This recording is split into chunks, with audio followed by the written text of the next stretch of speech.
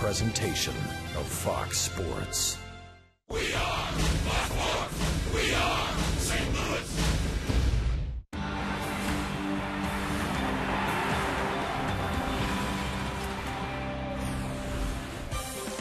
The Cardinals and their fans are hoping for a celebration later tonight. The wild card elimination number for the LA Dodgers is down to 2.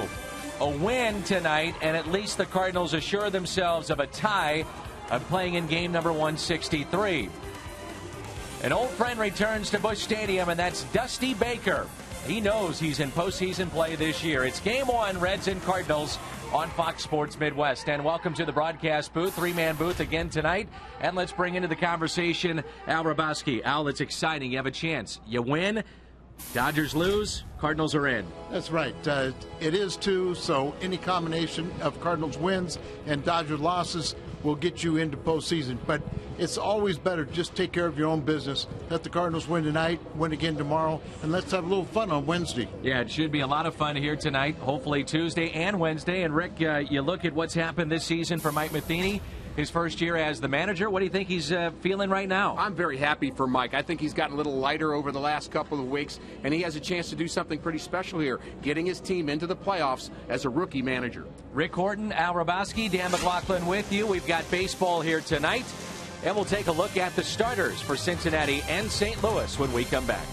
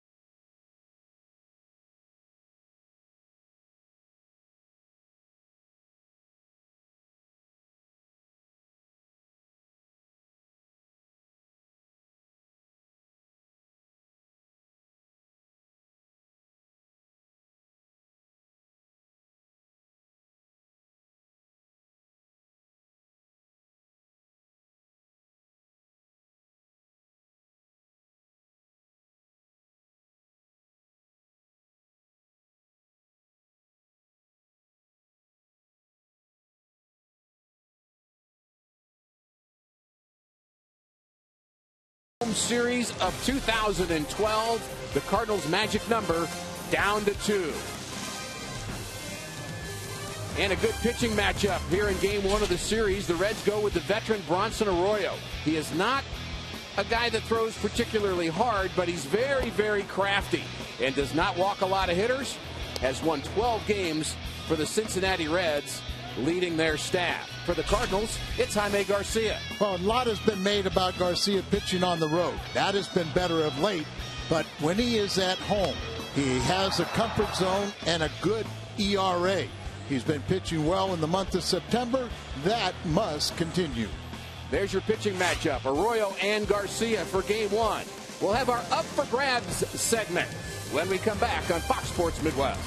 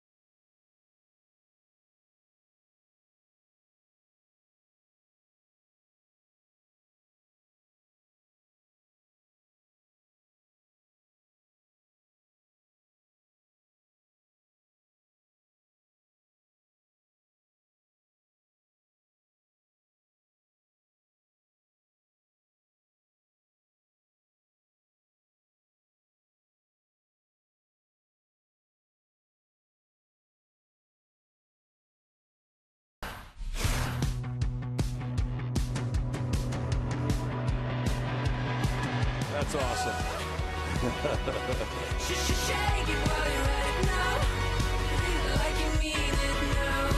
And a catch made by a fan.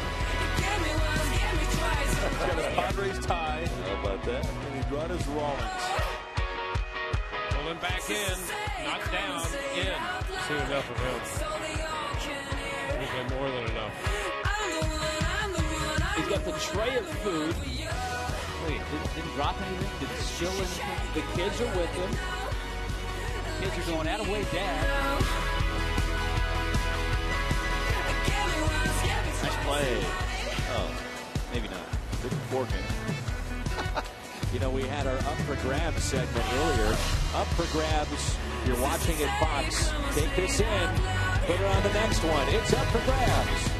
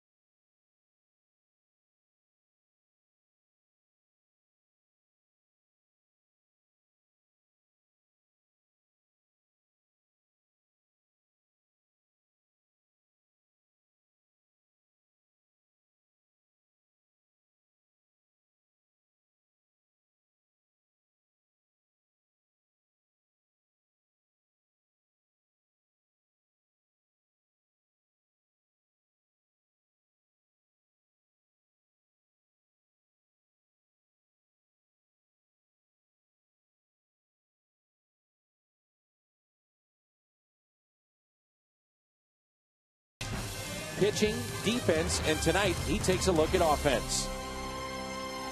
When Albert Pujols headed west, Cardinals fans knew they had lost a legend. But what the Cardinals have done without number 5 has been nothing less than remarkable. This year's Cardinals have almost the exact same average as last year's, and their runs per game is better.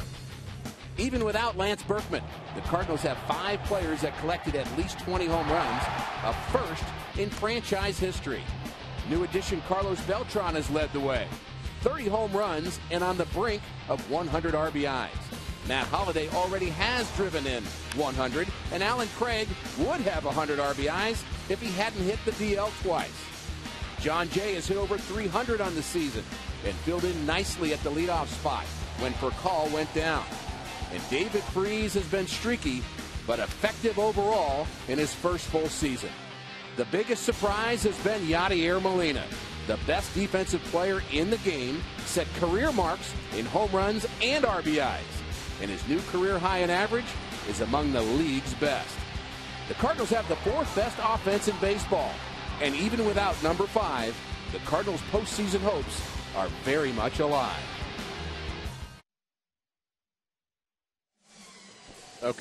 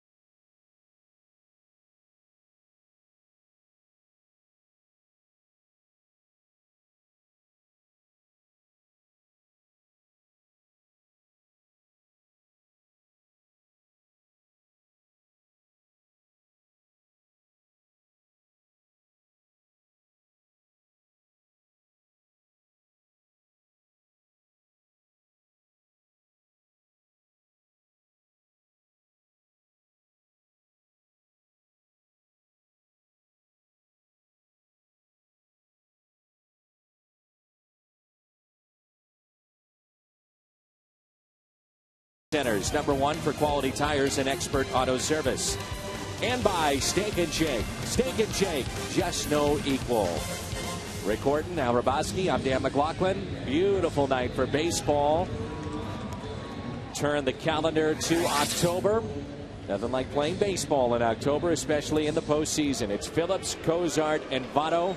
Then Ludwig, Bruce, and Rowland. Hannigan, Stubbs, Arroyo. The starting 9 for Cincinnati. Against the lefty Al, our Enterprise Bank and Trust starter, Jaime Garcia. Well, Jaime really pitches well at home. That's been well documented, but he also pitches very well against Cincinnati. He is 7-2 lifetime with a 3.30 ERA, and he can pitch this team into the playoffs. Cardinals' magic number is 2. First pitch is taken for a strike. This is Brandon Phillips. You may have heard the boos as we were reading the billboards for the broadcast tonight. You hear those boos, you know it's Brandon Phillips, and great movement on that pitch there. Yeah, they weren't booing our sponsors. They were booing Brandon Phillips, and he has become a bit of a thorn in the side of the Cardinals. He's an outstanding player, but Jaime Garcia, not only has he pitched well against the Reds, but he is coming off perhaps his best outing of the year. Phillips from the leadoff spot with the 18 home runs. He's driven in 76. Another outstanding year for Brandon Phillips. In the last 10 games, though, he has struggled under 200. Big gap in left center. Now, what do you look for early on out of Jaime Garcia to know that he's on his game? I want to keep it very simple. Just keep the ball down. When he has the ball down, it has terrific movement. We know that that is difficult to hit, and Jaime proves to be a tough left-hander when he has command, especially of the strike zone. 1-2 pitch, ground ball in the hole. Kozma fires over to first. How good has Pete Kozma been lately, both in the field and also at the plate? 3 hits yesterday, and let's take a look at the defense behind Jaime tonight. It's Holiday, Jay, and Beltran in the outfield. Left side of the infield with Freese and Kozma, Descalso and Craig on the right side. Molina's behind the plate. And the Cardinals defense and around the horn is brought to you by Dobbs. And Kozma figures to be busy if Garcia's right. Garcia did have 5 strikeouts in his last outing, but his sinker was so good, guys. He was getting a lot of ground balls. So let him go to shortstop. We're confident in what Kozma's been doing. And really the key with him has maybe been confidence internally. You know, between the years, not so much the physical issues of playing at this level, but just the confidence that he belongs here. And he's looking like it. And good late movement on that pitch by Garcia. Quickly, no balls and 2 strikes on their shortstop, Zach Cozart. I don't think there's any doubt about it. He is showing much better mound presence. Here's another ground ball to short. Kozma, 2 away.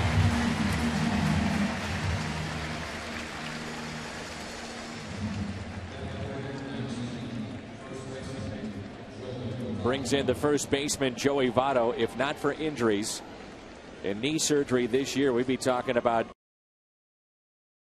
candidate for the Triple Crown, maybe the MVP. Can flat out hit. Good matchup here, lefty-lefty. Hits it in the air out to left center field. And over to get it, Matt Holliday. Good start for Jaime. No score after a half inning.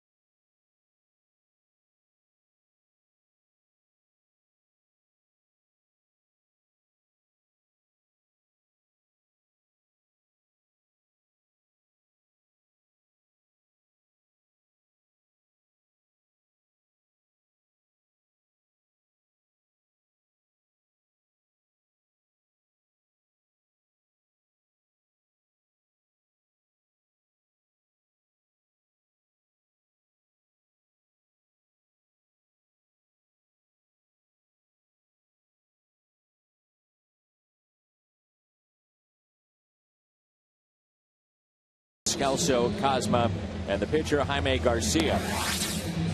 Been around a long time. American League, now the National League with Cincinnati. Enterprise Bank and Trust starter Rick, and that's Bronson Arroyo. Very tricky veteran right-hander. He's 12-9 on the season. In his last 9 starts, he's gone 6 or more innings. So he's always been a durable guy. Does not walk a lot of hitters. He'll give up his share of hits. And he just kind of throws all kinds of speeds at you. He's got a slow breaker, and he's got a slower one, and he also likes to throw a changeup. Defense behind Arroyo tonight, the right-hander. It's Ludwig, Stubbs, and Bruce. Left side of the infield anchored by the Gold Glover Scott Rowland. Behind the plate, Ryan Hannigan, very good against would-be base stealers, one of the best in baseball, and you wonder if we're seeing Scott Rowland for the final time through St. Louis. Will this be it for him? Here's John Jay, sitting close to 400 here at this ballpark.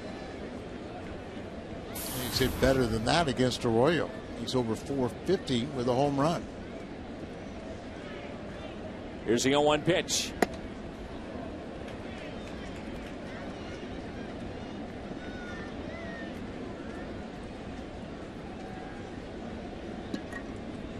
Ten for 22 against Arroyo, and he pops that foul out of play. 1-2.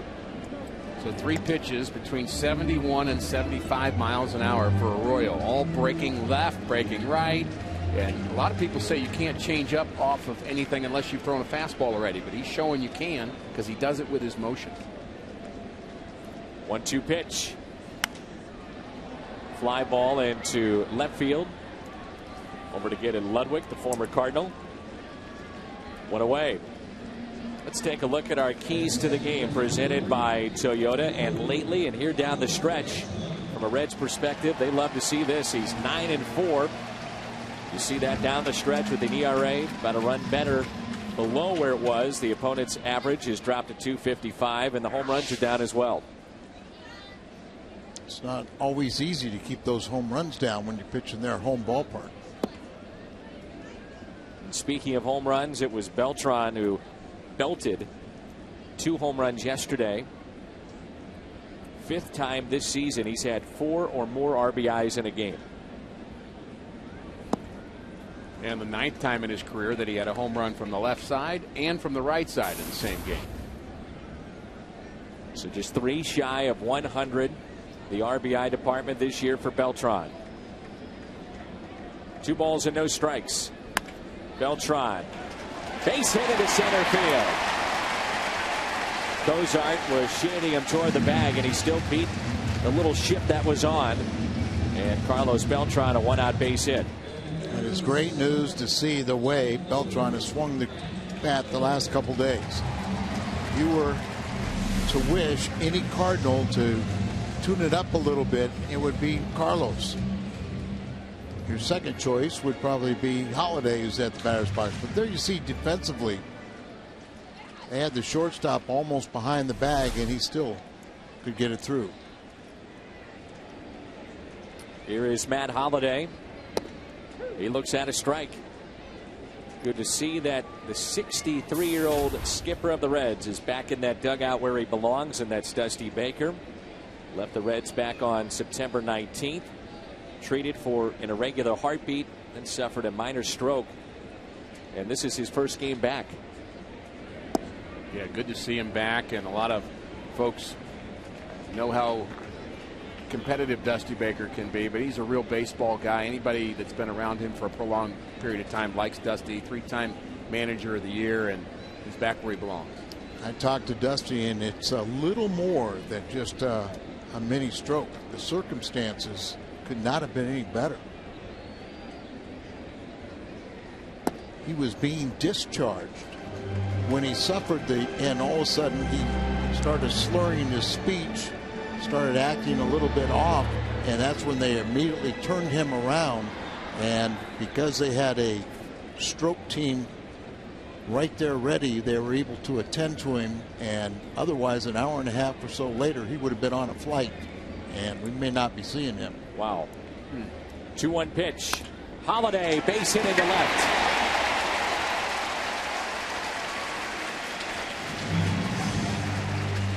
Well, these are the 2 guys, Dan, you want swinging the bat. Carlos Beltran drives one up the middle, and Matt Holliday drives one in the hole between third and short. And they're ground balls, but they're both hit very hard. That's what good hitters do.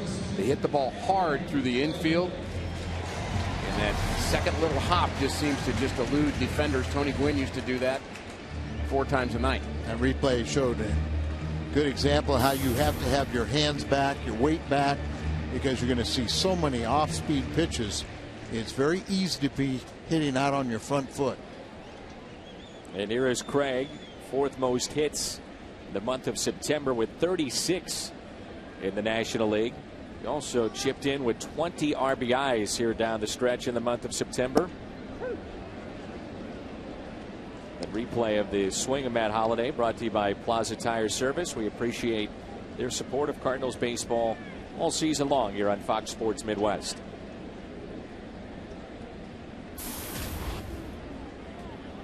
A .316 average in September and .310 overall. Runners at first and second for Allen Craig. 0-2 the count. Reversal of what we saw a year ago out of Bronson Arroyo. Finished up last year at 9-12 with an ERA over 5 in 32 starts. And he was 1 inning shy of 200. He takes great pride in being a innings eater. He should get to the 200 mark tonight. A check swing, and Craig strikes out on 3 pitches. First strikeout for Bronson Arroyo.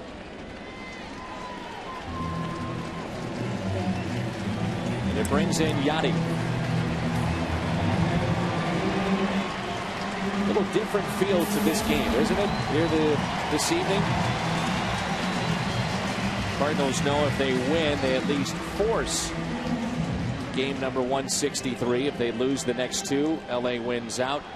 They play a final game 163 in LA. The winner there then has to fly to Atlanta. Cardinals hoping, though, to take care of business here. The Dodgers would lose later tonight. It's all wrapped up. St. Louis heads to Atlanta. I'm not saying it can't happen, but I would be very surprised if the Giants drop 3 games to the Dodgers. They have 3 very good pitchers going in that series, and they don't particularly love the Dodgers either. So they would love to knock them out. Well, tonight it's Kane and Harang. It's developed in a nice little rivalry between the Cardinals and Cincinnati, but not quite like the Dodgers and Giants. Kind of mean, isn't it? Yes, it's one on that other side. Long look by Arroyo. 1-0 pitch to Yachty. Bronson Arroyo with the high leg kick.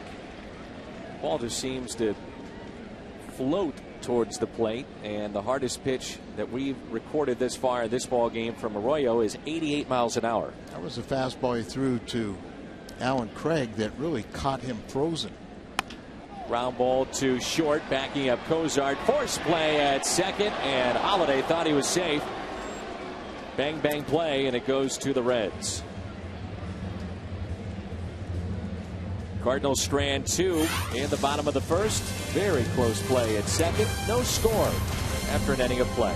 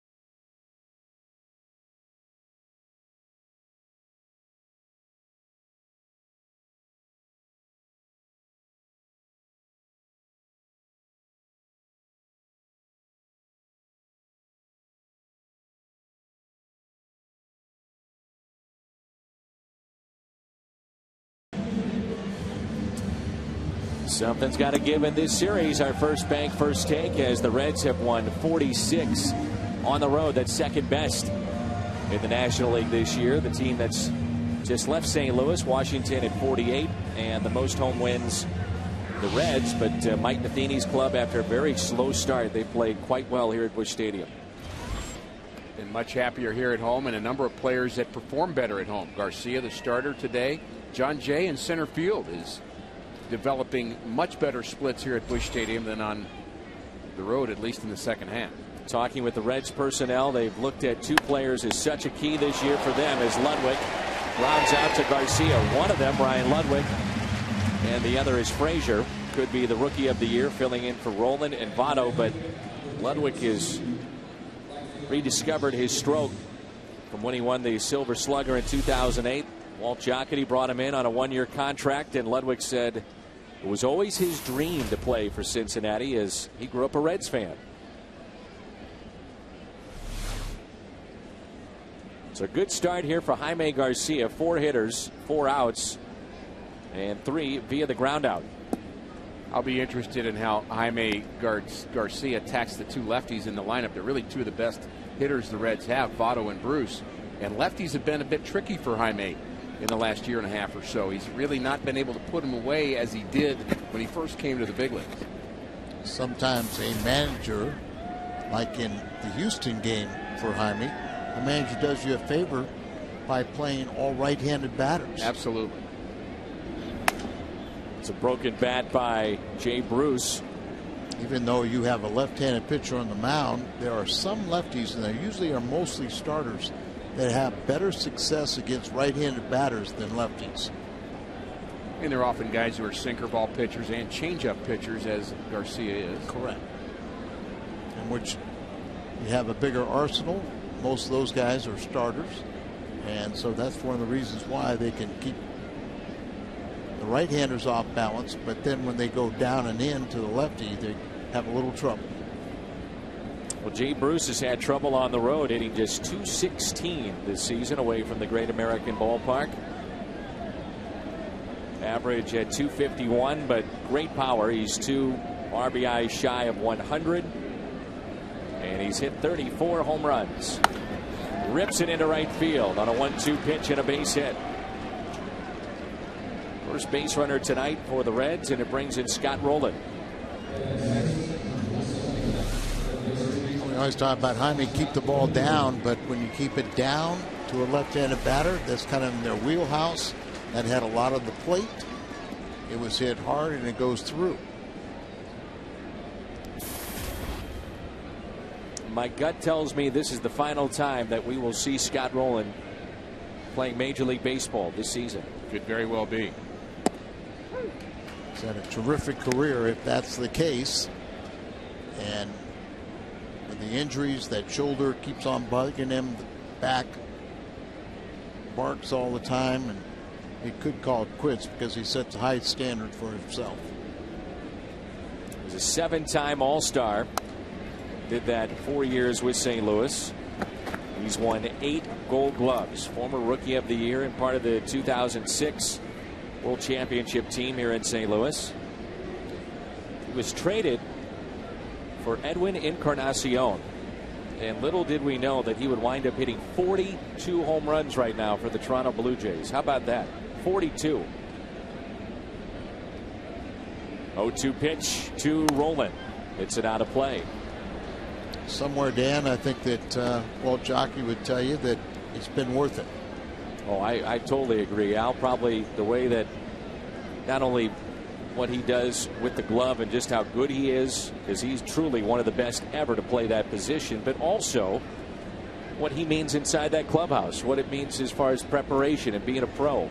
Well, that's it. And they brought him on board to teach the other young Reds how to win. Runner goes, good jump. Yachty fires to second. Look at that throw! That's just ridiculous! Holy smokes! Amazing throw here by Molina, right on the bag. The Hyundai replay. Bruce thought he had a stolen base.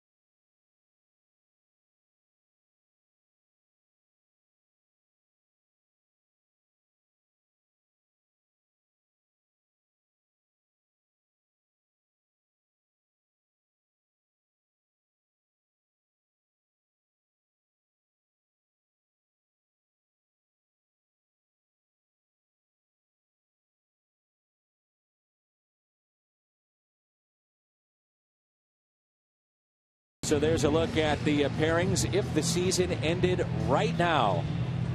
It's still kind of a mess, but after 3 days, we hope to have this figured out. Well, it's nice to have a lot of teams in it, especially in the American League. You've got a lot of new faces over there with the A's and the Orioles especially. And then, of course, Washington Nationals are having such an outstanding season now in the National League. And I think that's good for baseball to have those clubs in postseason play.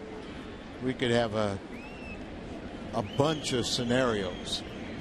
I don't think they'll materialize, but you could have 3 teams tie for the best record, different leagues and stuff, this and that. It's very confusing, and a lot of it will get sorted out after today. Well, right now, Washington and Cincinnati, both with identical records of 96 and 63. Freese fights it off at a base hit into right. Third Cardinal hit.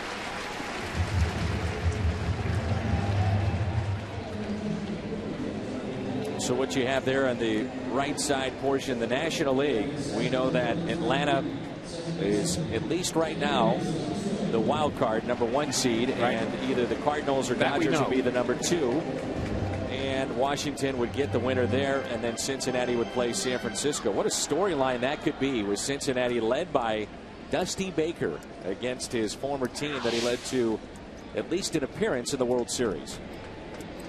And again, that could change based on how both teams play over the next 3 days. Here is Descalso, who's hitting .228, 4 home runs, and he's driven in 25. New York has a big 9-1 lead in the 4th inning against Boston, and the Orioles trail Tampa Bay 1-0 in the 6th. 1-0 pitch to Descalso. Now time is called. And Rick, how about the throw there from Yadier Molina? I didn't think he had any chance to get Jay Bruce. No, and you know, he just continues to amaze us, and he gets to the point where you start to take him for granted. You know, I know we did that with #5 after he played here for 5 or 6 years, and you'd start to think, well, that's just Albert being Albert. Well, I think we're in danger of being that way with Yadi. He's just so good. He's so elite that, you know, we don't know what it's like to see a bad catcher. In fact, we can go back with Matheny before him. And the Cardinal fans have seen such good catching for so long. We see it on other teams. When they come in here, they can't block balls the same way out. They don't throw out runners. We're very fortunate. I was thinking about the block balls that we see constantly get by visiting catchers and not Yadi. And sometimes I think the biggest surprise to us is why teams even run. If you're a pitcher, all you have to do is just give him a chance. Pay attention to that base runner, throw over once or twice, vary your moves, and he'll do the rest. 1-1 pitch. Grounded just foul off the bat. Also, who's really swinging the bat much better. Final month of the season, they've moved him from that shortstop position, and now seeing Descalso play at second base, there seems to be a comfort level for him there. Also is very comfortable when facing Arroyo, 7 for 15. 1-2 the count. Short lead at first by Freese. And there's a called third strike.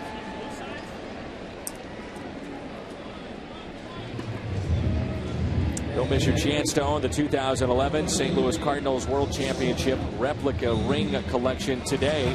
All 11 are available at thepostdispatchstore.com. And I purchased that, the replica rings, and I have to tell you, I am very, very, very pleased with that little collection.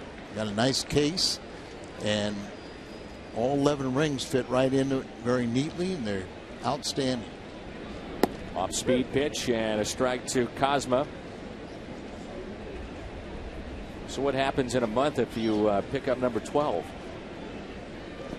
It's a good problem to have, Al. Next year I'll get the case with all 12. That solves that, huh? Sure. Start a new case.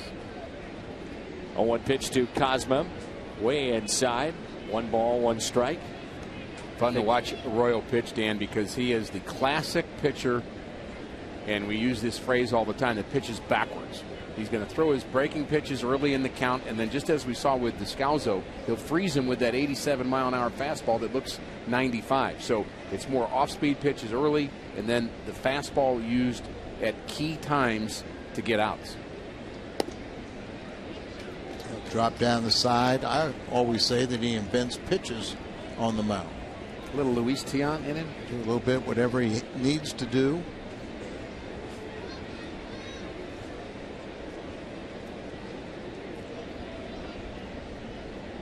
Two balls, one strike.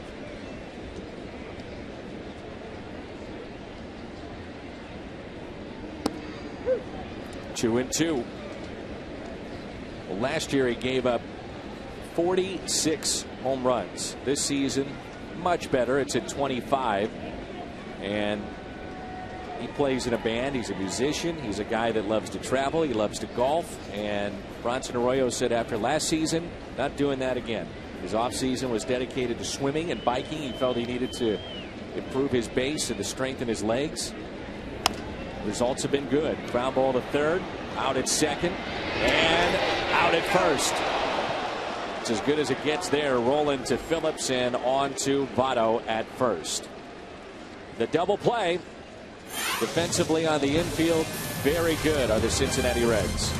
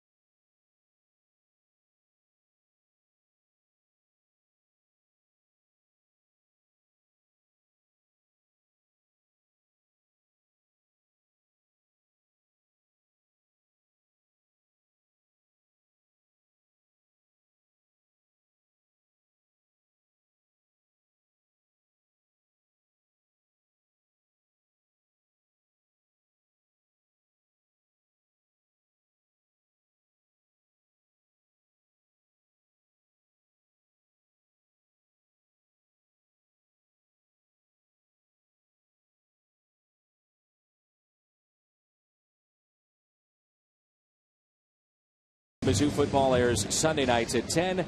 Gridiron Live Wednesdays on Fox Sports Midwest. Three-man booth. What a treat. Rick Horton, Al Raboski, Dan McLaughlin with you, and we're coming to you from downtown St. Louis, home of the world champions at Busch Stadium. We're talking about the competitiveness of Dusty Baker. Maybe one of the nicest guys in baseball, and Mike Matheny, but don't underestimate his competitive blood because it boils, as we have seen. I'll never forget.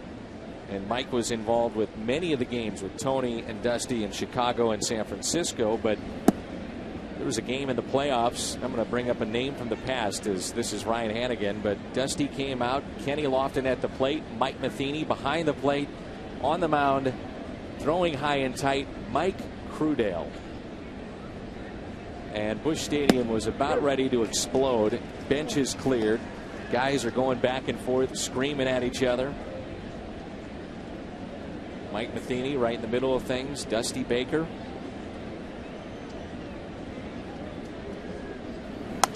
Much of that also went back to how each manager at that time would pitch to each other's home run slugger.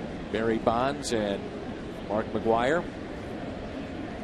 Tony from the Bay Area, living there full time.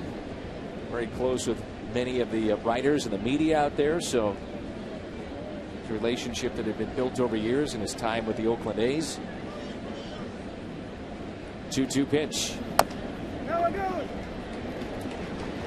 Taken there by Alan Craig.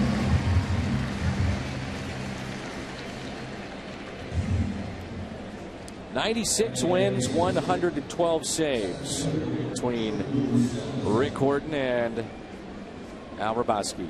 Out of those 112 saves, Rick, Al had about 100 of those, I would guess.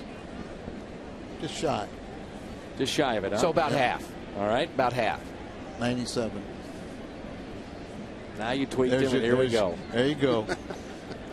Now he's going to be mad. I'm just saving you from doing the math, Al. That's all. Helping you out. Oh, I can do math. You want to know wins, too? Ooh, here we nope. go. Nope.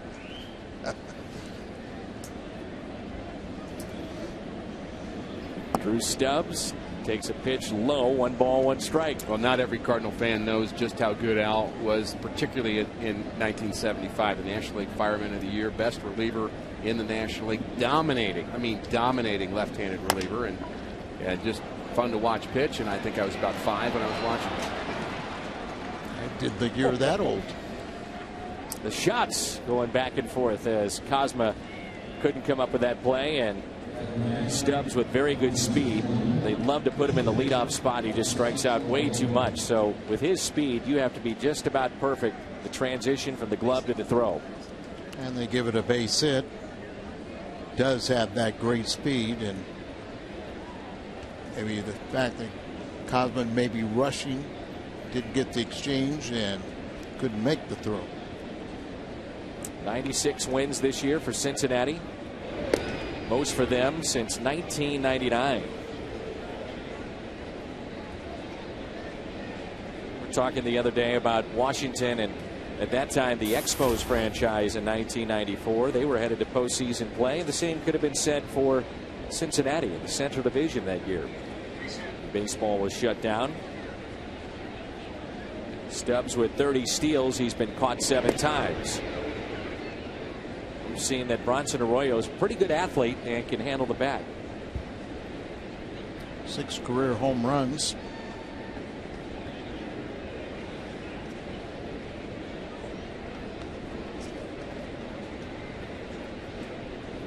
Interesting numbers we'll show you here momentarily about the season series between the two teams as Arroyo gets the bunt down. Craig to first, covering Descalso, and Stubbs in scoring position. When the Cardinals win, it's been by a wide margin. When they lose, it's tight games. So, Al, what does that tell you about this season series between the two clubs? Well, they're 6-6, but you're absolutely right. You see St. Louis hit a lot of home runs, and they scored a lot of runs. But if it was a close game, all of a sudden the Cincinnati's dominant bullpen would take over, and it usually end up being a Cardinal loss. Bullpen that was decimated by the loss of Ryan Madsen to begin this season. Would have been their closer. Blew out his elbow, Tommy John surgery, but more than made up for it. Aroldis Chapman has had a tremendous campaign. They've added Jonathan Broxton, Sean Marshall, the former Cub. Phillips grounded out to short to start the game, and he's 0 for 1. Interesting how both teams really made one key move at the trading deadline, and that was for some help in their bullpen. The Cardinals did it with Mujica. The Reds did it with a guy who's been a closer in Jonathan Broxton, and it's a good thing from the Reds' point of view that they got Broxton. Let me say this, that the Cardinals had a lot of interest in Broxton. Also, they lost out, but if you looked at the contributions, as you see the off-speed pitch, if you think about the contributions of Mujica and Broxton, I think the Cardinals got the best deal. Mujica has been the 7th inning man for Mike Matheny. Boggs in the 8th, Mott in the 9th. When things go to plan. It's almost as if he has just kind of put everybody in a more natural place. Just by him being effective in the 7th, it just kind of solves so many problems at once. You're not thinking about lefty righty anymore in the 7th. You're now thinking about that in the 6th. And that gives a little more breathing room, I think, for the next tier of Cardinal relievers. The 2-1 pitch to Phillips. Fouled back in a good cut. Seeing these two teams go back and forth. Cueto, LaRue, Carpenter, Rowland. Good matchup tomorrow. Matt Latos 13-4. Former Padre against Chris Carpenter. Make his home debut for this season tomorrow night. And who knows, these two teams may see each other in the playoffs. Wouldn't that be something? The 2-2. You mentioned the rivalry earlier, Dan, and you're thinking about the Reds and the Cardinals here and what has kind of built into that. But partly it's been built into by the clubs being good. You don't normally think about a rivalry with a team that's 30 games under 500. You don't really care that much. I mean, the emotions typically don't run crazy in those series. Remember, those two got it going in that brawl. It was Yachty and Brandon Phillips, the 3-2 pitch, and that's a base hit out to left. Stubbs will score, and it's 1-0. Cincinnati on top. A 2-out RBI base hit by Phillips, RBI number 77. Yachty and Phillips have made up, but I don't think the fans have. And something the Cardinals have had trouble doing lately is playing small ball, making those sacrifices. And here it's instrumental in giving them the first run. The man in scoring position, the base hit out to Holiday, but with Stubbs with that great speed, and he's at second base, it's an easy run.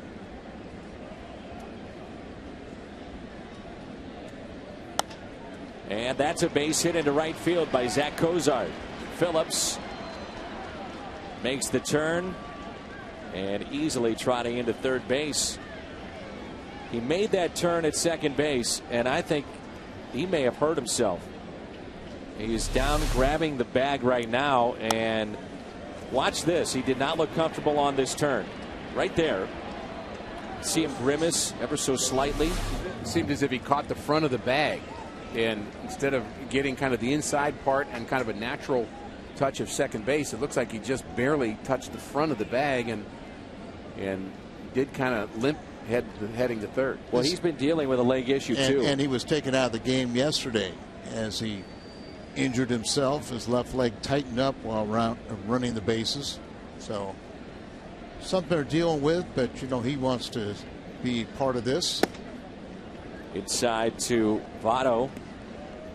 But that's where you, as Dusty Baker or any manager, has to step in and make the decision for him. Way too valuable to lose for postseason play.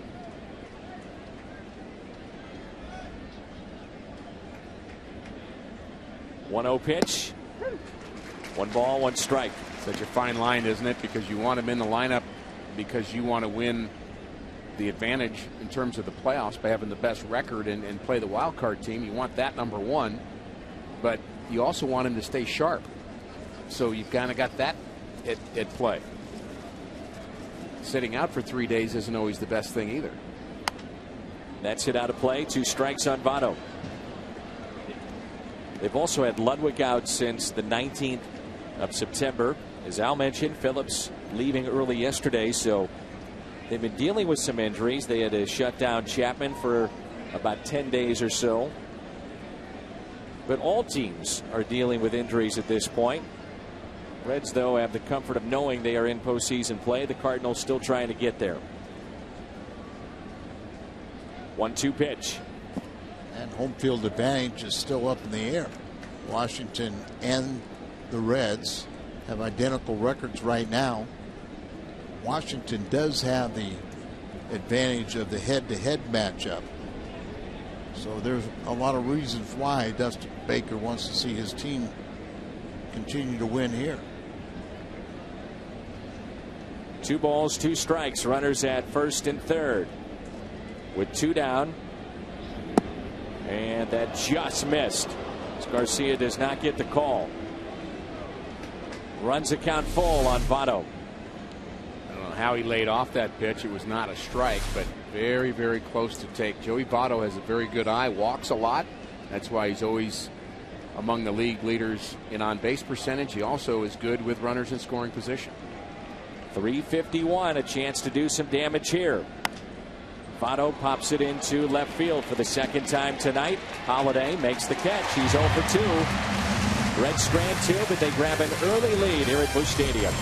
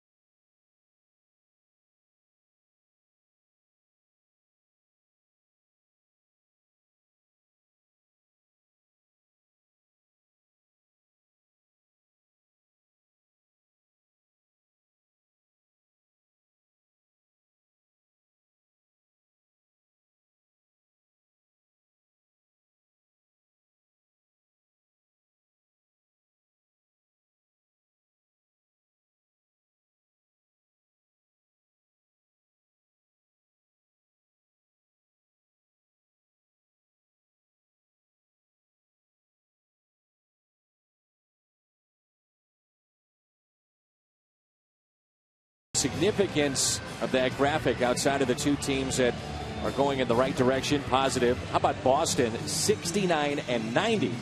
Last time they had a 90-loss campaign. You have to go back to 1966. Could be a matter of hours, and Bobby Valentine would be fired as the head man in Boston. And you go back to September 1st of last year, and what we see now, pretty amazing. Cardinals, last time that happened for them, 90-loss season was 1990. Think about that, though. Boston was on the cusp of just a decent finish in September last year. Play 500, and they're in postseason play, and as we all know, you never know what happens. Instead, they falter down the stretch, and now Gonzalez and Beckett, Theo Epstein, Garcia with a high fly ball into deep right field. It's at the wall, and it's gone! Jaime Garcia! You gotta be kidding me. His first home run. And with one swing of the bat, the pitcher Garcia has tied it up. It's his second career home run, his first one this season. He was batting .243.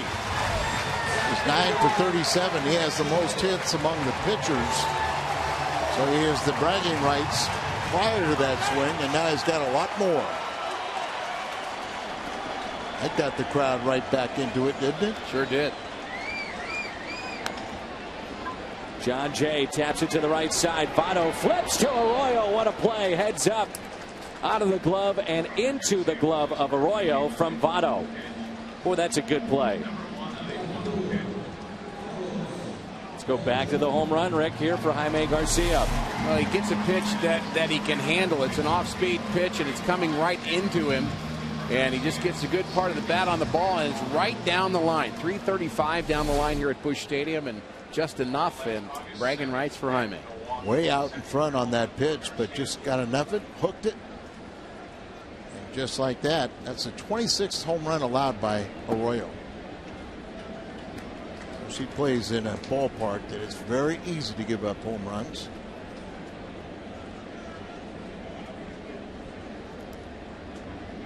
Here's Beltran and a high strike. 1 ball, 1 strike. They had the shift on for Beltran where the shortstop was still on the shortstop side of the second base bag, but this time Cozart moving over towards second base. If he was positioned where he is now in the first at bat, would have been an easy out.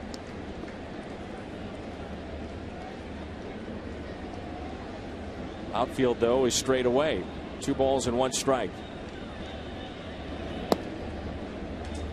What the chart will show that if he pulls the ball in the infield and hits straight away to the outfield.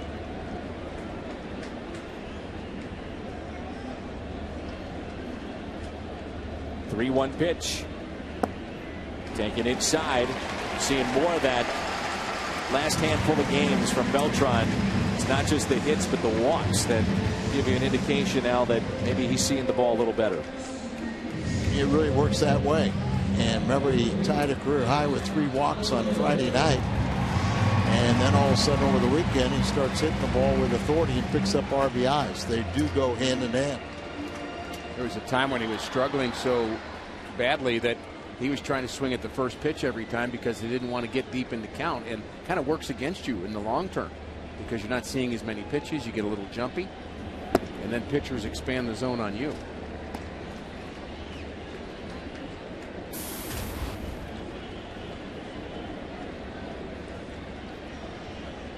Holiday with a single, first time up.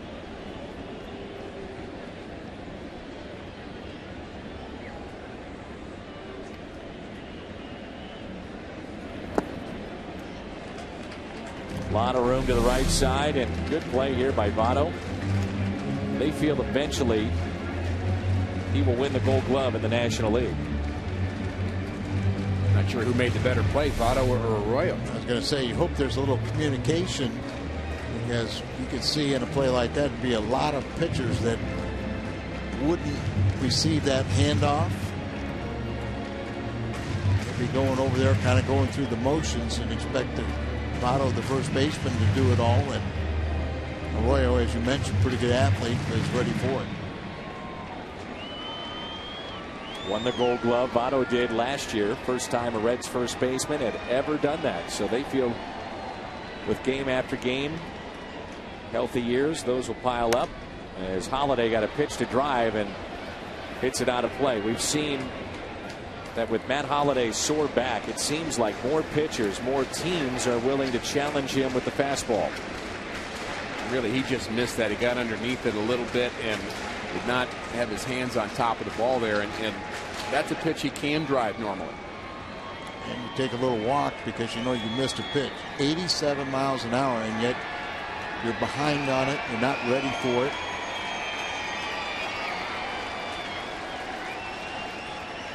The 2-1 pitch. Tapped foul. You know, guys, when Holiday, a good low ball hitter, and when you got that bad back, you just don't feel comfortable reaching over, bending over, and making that swing. Undoubtedly a different feel at the ballpark tonight. Much different than what we felt over the weekend. The crowd has been in it since the opening pitch. There's a buzz here. Really is. The 2-2. Holiday up the middle with a base hit.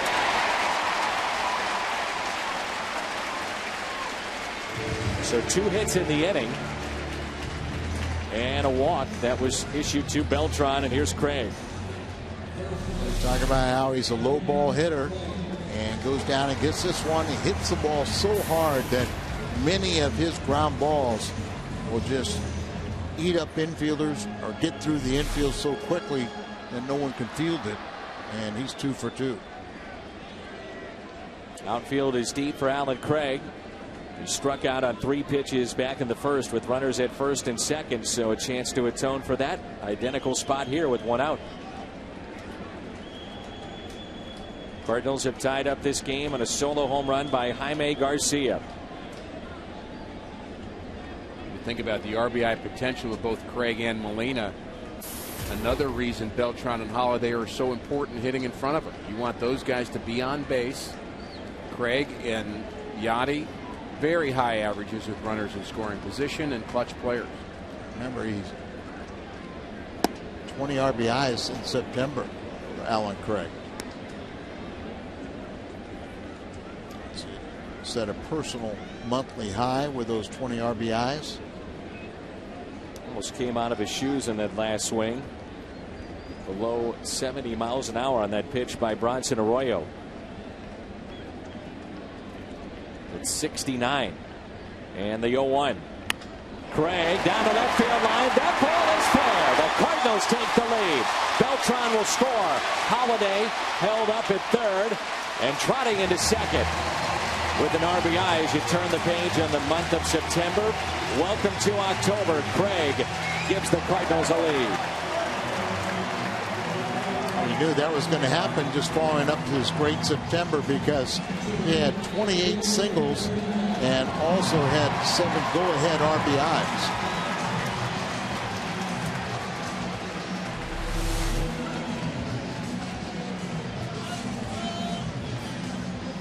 That pitch not even in the strike zone, but he hooks it into the corner. And I thought for a moment Holiday was running very quickly from second to third. Thought he may have a chance of scoring, but I think the right decision with Molina at the plate with just 1 out for Oquendo to hold him there. Second and third. 3 hits in the inning to go along with a walk in the first lead of the night. First to Yachty. High fly ball into center. Holiday will tag up. He will score from third. And Molina picks up the RBI number 76, and it's 3-1.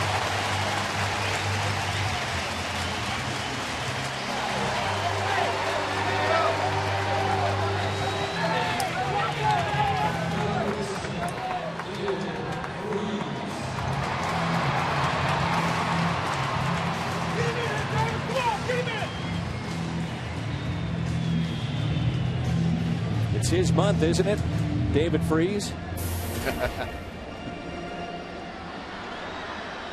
I would say he's the reigning champion of this month. You bet. One of the all-time greats. Right.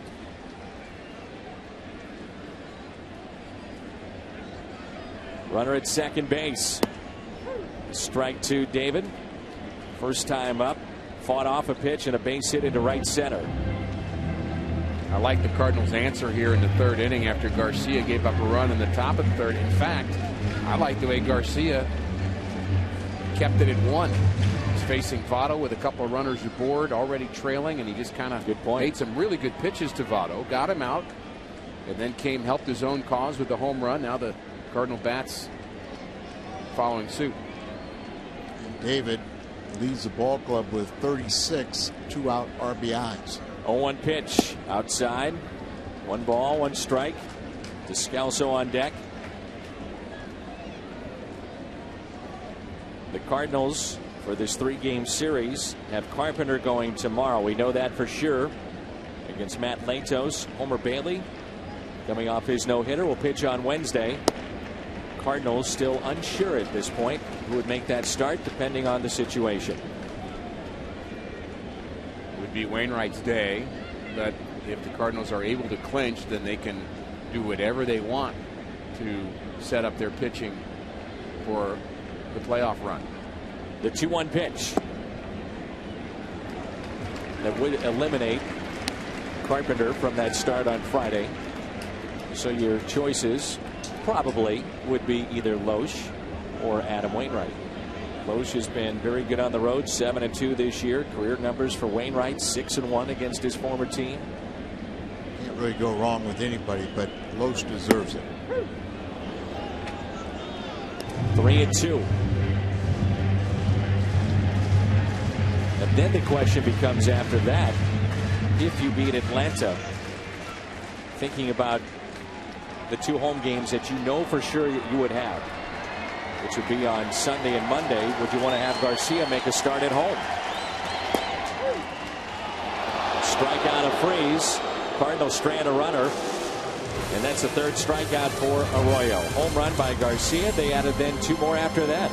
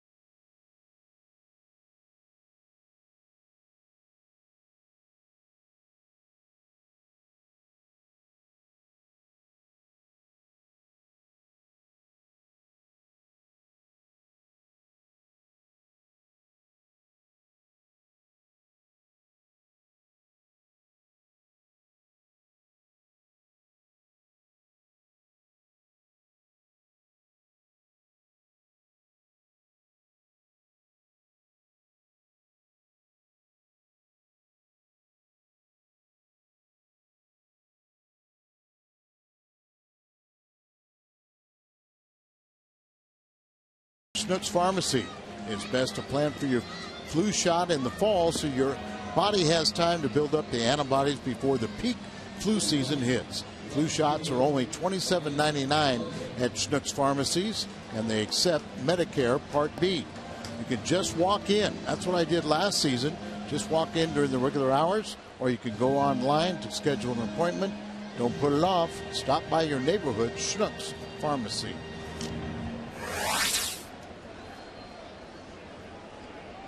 MLB At Bat 2012, new low rates at MLB.tv, where baseball is always on. Text At Bat to 31826.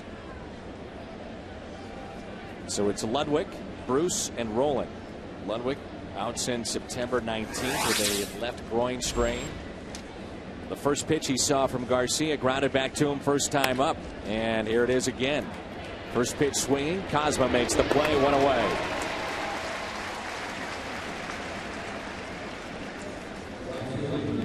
About a month and a half ago, I'm sure John Mozeliak and the front office was thinking, what do we do as a backup at shortstop to Rafael Furcal? If indeed they needed to go that direction. Descalso, to an extent, playing out of position. He's more comfortable at third, at second, at first. And John and his lieutenant, so to speak, that you see there. Some of them. Michael Gersh there, the top left, is the assistant GM. But 40, 45 days ago, you're trying to figure out who you're targeting in the offseason. Is the guy in your system? And they probably would say, well, we're not sure at this point. Well, now you're saying Pete Kozma has made the impression not only to be a backup, but could he be an everyday kind of guy? Sure has become a nice answer. I think that question about backing up for Call was a question that John Mozeliak was thinking about in November and December and January and February and all through spring training. And that was part of the reason Tyler Green was here as a kind of a backup, and Descalso as well. And they were still waiting for Kozma to develop. And it looks as if he's doing it before our eyes here in September and October. There's Furcal. And you thought they had to believe that Descalso was the answer, so they could trade Tyler Green. And then with more playing time, maybe they weren't quite satisfied, but once Kozma got the opportunity, he'd just run with it. 2-2 here on Jay Bruce. And it's a swing and a miss. Yachty got it before it hit the dirt, and Bruce strikes out. That's number 2 tonight for Jaime Garcia. And that's Garcia, Al, finishing off a lefty.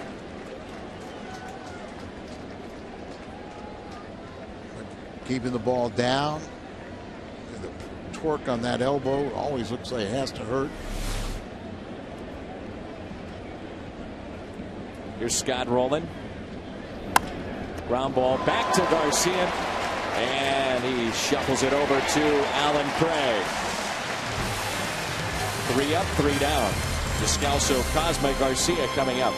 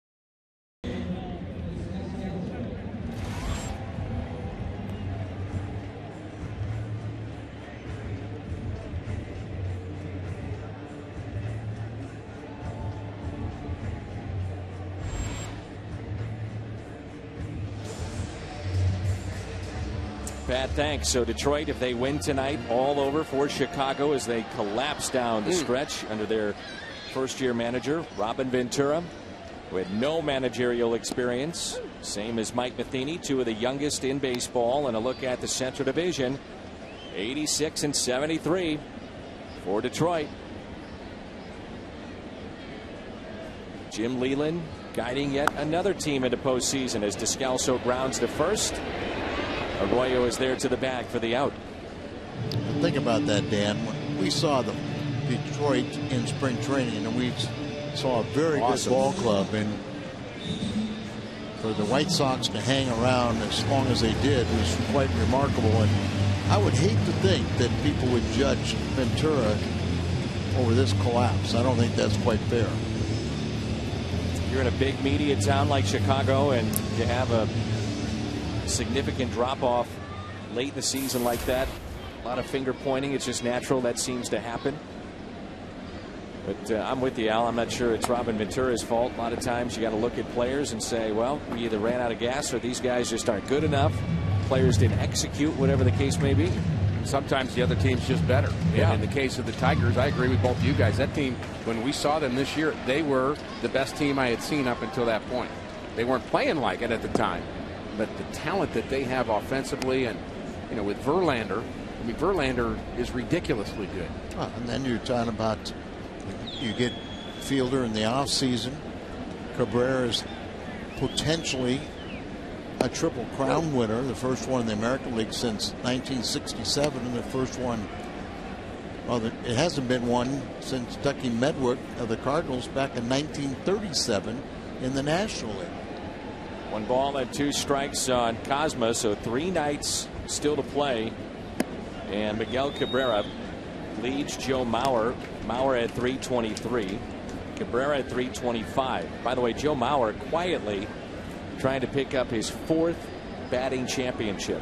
Amazing to think that a catcher, and he's not a full-time catcher per se anymore, but still many innings behind the plate. But previous years that he's won it, he has been, but he's at 323. Cabrera 325. Miguel Cabrera's tied with Josh Hamilton in home runs at 43. Cabrera, you would think, would win the RBI title. At this point, he's 9 ahead of the next player, and that's Josh Hamilton. Check swing. Cosma went, and it's a strikeout.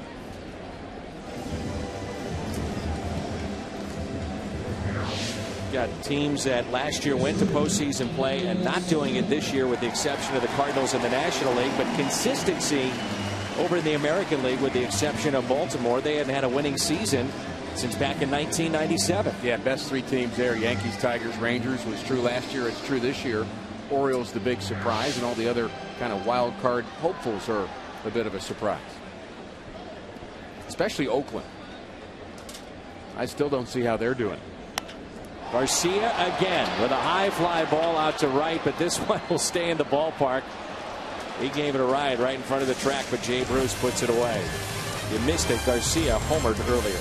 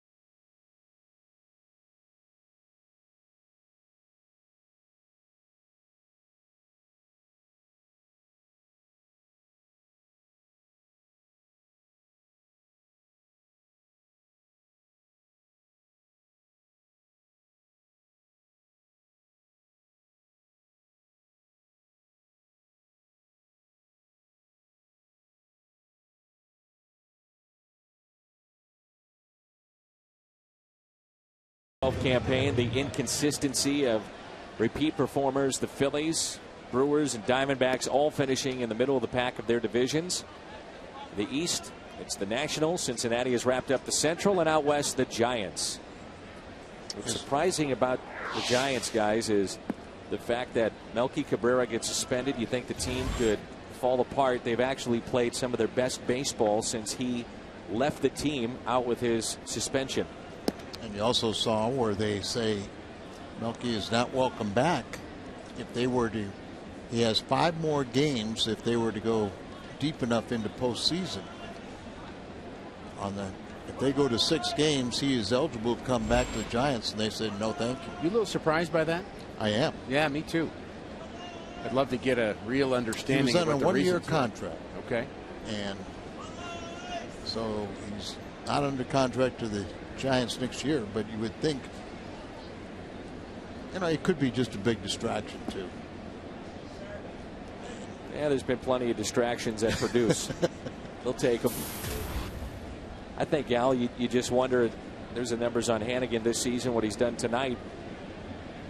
Are the numbers so overinflated that is he going to be the Melky Cabrera being just a 4th outfielder, which is what he was, or are you going to get a guy that can be some type of player that he has resembled the last couple of years with obvious help?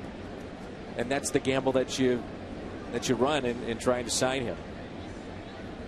And a ball club has to weigh that. How much did the extra help him, and what kind of player will he be? Will he be the one that was looking for a batting championship, or the one that was kind of bouncing around the lid? Here's a 2-1 pitch to Hannigan. I like where help has become our little euphemism here about a guy that's involved in performance enhancing drugs, and I think that is really yet to be determined by a lot of people. How much help is it really? I mean, if you look at a guy who goes from 40 plus home runs down to 15, you'd say, well, that's a big difference. Or pitchers that are no longer throwing in the high 90s, and we saw that happen when the first players started getting unmasked, if you will. But I think in Cabrera's case, I'm not sure. I don't know how you evaluate that. Well, could he hit on his own? Who knows? We'll find out soon enough. Before you know it, spring training is here. He's signed up with somebody else. 3-2 is hit foul. And he's done a lot of steps already and just trying to say, look, don't consider me for the batting championship. I understand what Bruce Bochy wants to do as far as not having me back. I'm trying to put this behind me and look forward.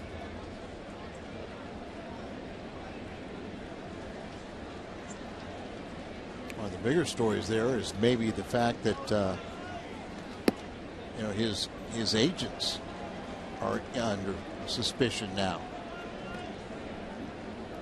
A walk by Garcia. So Hannigan, the 7th place hitter, a walk, and in steps Drew Stubbs.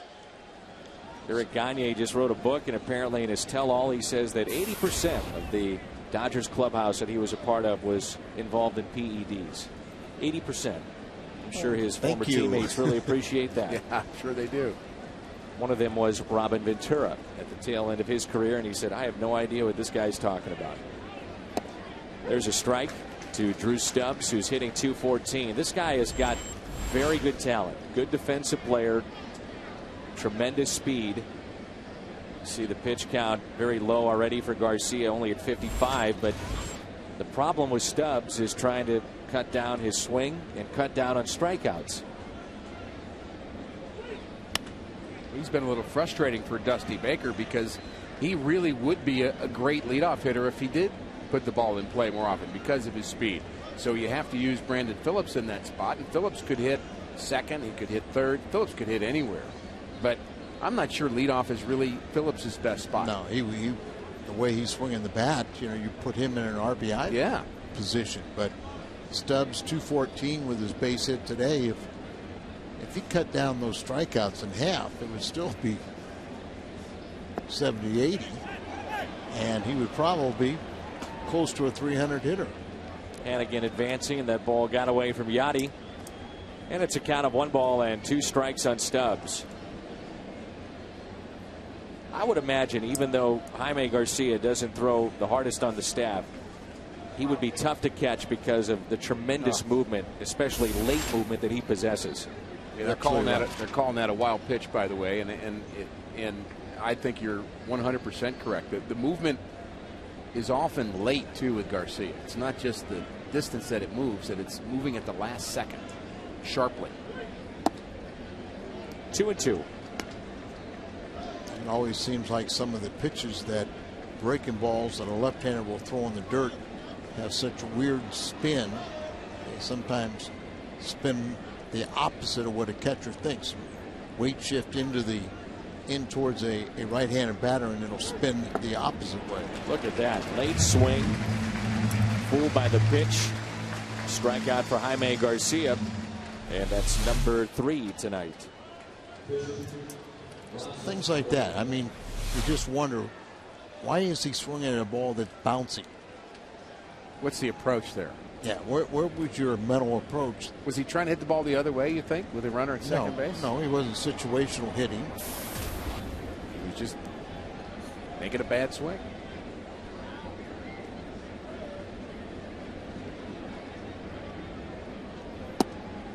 Here's Bronson Arroyo with a runner at second base.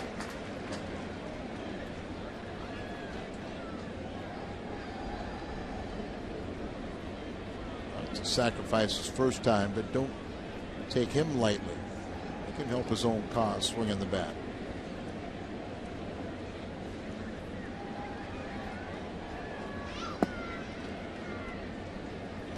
And I don't want him to prove it. More than ever, we see Molina, who's got great flexibility for a big man, go down to one knee trying to catch the ball of Garcia. Follow it all the way into the glove, and if it does scoot away, it hits his body or he's able to block it. But you see that more with Garcia than anybody else that he catches. That pitch was up, but good tailing action. Well, I think the other factor with Molina, you have to be very alert, as we've mentioned, because of the movement of Garcia. But we have to remember how many injuries Molina's had of late. If you've got a bad back, I mean, maybe that's a habit he's getting into as well, Dan, just to kind of brace himself a little bit, because you know, when you got a bad back, moving around behind the plate is probably not the best remedy for it. And here's another example of it, down on that one knee, and you think about the strain on your back just being in the crouch position and then having to bend lower from that position. I was just going to say, you got a bad back, crouching and bending forward are not the best remedies for it, but you wouldn't know it. Mike Matheny calls Molina the toughest guy in the National League.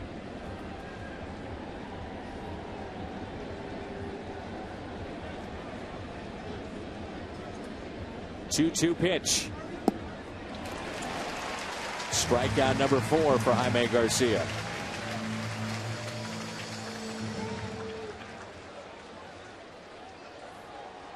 Mike Matheny, Daniel Descalso, John Jay, Tony Cruz, Mitchell Boggs. They'll all be a part of the Cardinals cruise. It's January 27th through the 3rd.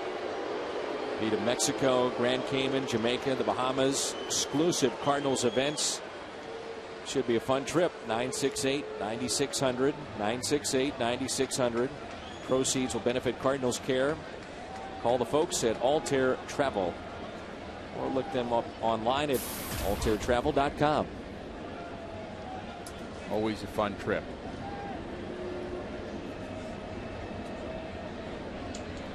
Runner at second, and Phillips hits it sharply to short. Nice play by Cosma, the short hop. And Phillips is 1 for 3. The Cardinals have the top of the lineup coming up. That means Jay, Beltran, Holiday. St. Louis scored 3 in the bottom of the 3rd. They lead it 3-1 midway through 5.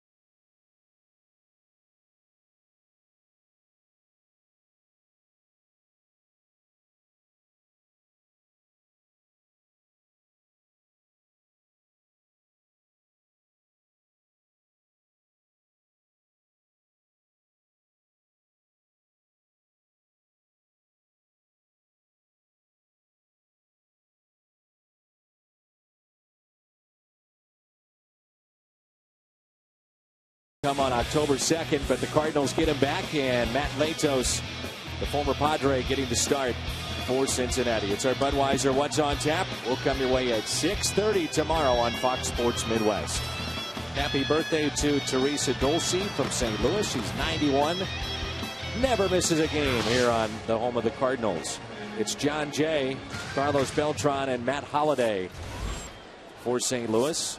Cardinals picked up their first run. A solo homer by Jaime Garcia to tie it up. RBIs from Craig and Molina to make it 3-1.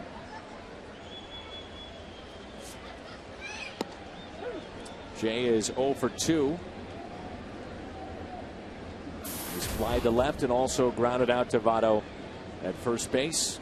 Flipped from his glove to Arroyo covering the bag.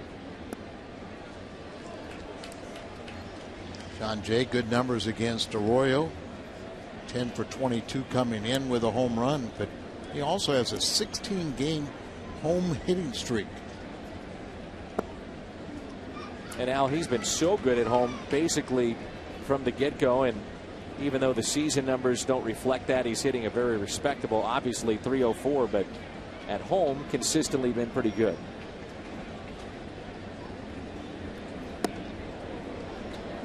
Well, during his home hitting streak, he's only batting .460. Only.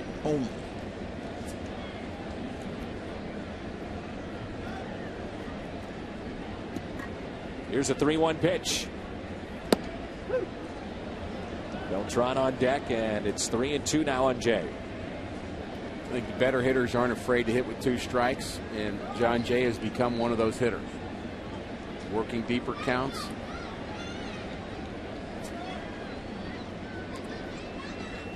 Swing and a miss, and Jay strikes out. The Commodores of Vanderbilt take on the Tigers of Ole Mizzou. SEC matchup in Columbia. You'll see it right here on Fox Sports Midwest. That'll come your way Saturday night at 6. Vanderbilt and Missouri. SEC matchup.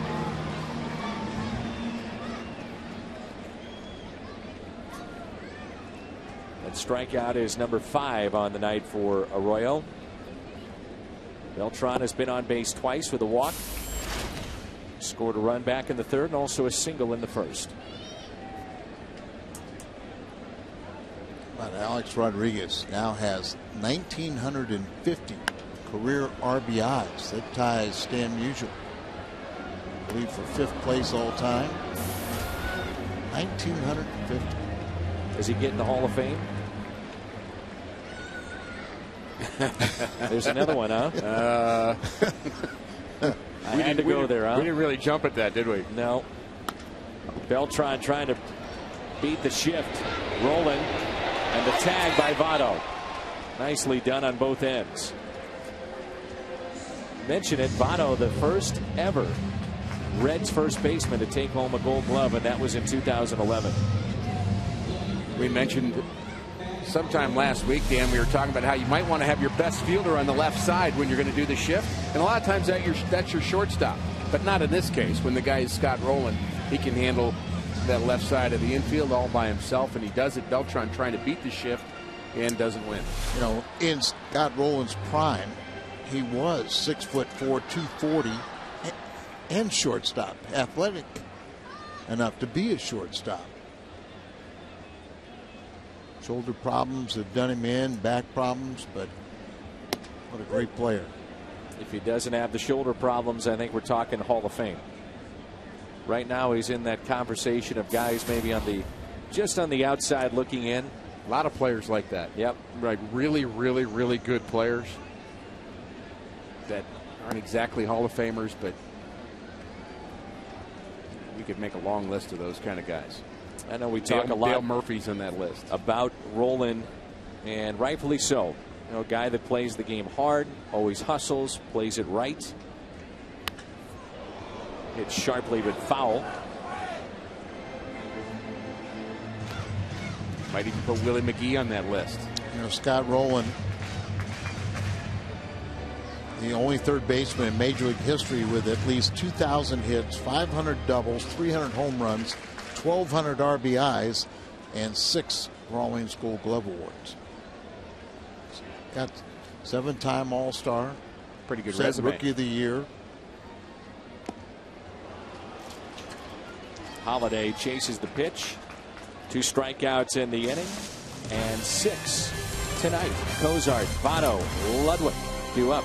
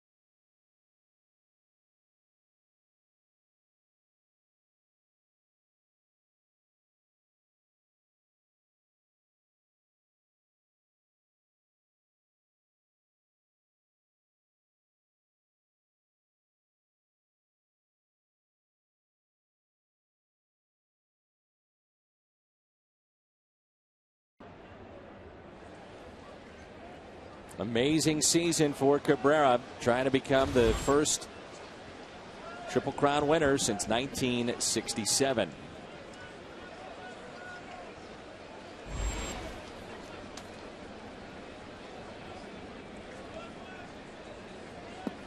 Underway here in the top of the 6th, and a strike to Zach Cozart. Rick Horton, Avraboski, Dan McLaughlin with you. Gets him to reach, and an easy play here for David Freese. Fires over to first for the out. Cardinal fans, Friday, October 5th. This Friday, buy a Big Mac at regular price. Get one for just 25 cents. 25-cent Big Macs on Friday, October 5th. The fans up in Big Mac land enjoying baseball tonight. That was odd how Freese fielded the baseball. I wonder if he lost that in the lights. Yeah, we saw that a year ago when David Freese had that happen a couple of times late in the season. And at the very last second, he kind of shied away at that ground ball, and I wonder whether he saw it very well. So far, Votto's been held in check. Twice he has flied out to left. That was my impression, that so you feel that ball looked up to the lights, and then you kind of feel hopeless. Hope it ends up where you think it's going to be. It's nice to have him back out on the field again with the ankle. Here at the last second, he just kind of puts his head away. And you saw him looking straight up towards the lights, and then you turn your head and just hope it pops in the glove, and then everything's okay. There it is, a called third strike. And Votto is strikeout number 5 tonight for Garcia. He's 0 for 3. The way we are seeing Jaime Garcia pitch in his final regular season game tonight give you a lot of confidence if you're able to win that game in Atlanta and say, why not start Jaime Garcia in a home game? And again, it's a 2-3 format this year for the division series. The Cardinals know for sure if they win against Atlanta, and if they get there, games 1 and 2, and this will not change. The times we don't know, but games 1 and 2 will be Sunday and Monday. There are tickets available right now at Cardinals.com for as low as $25. He's making a case for it right now, isn't he? You bet.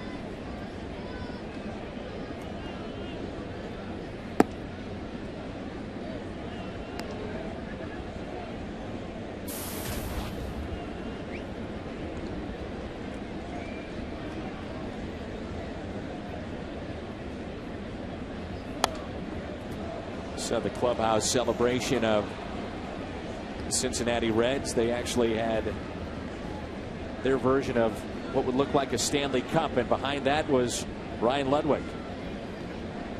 People were wondering, what in the heck is that? There is no NL Central trophy.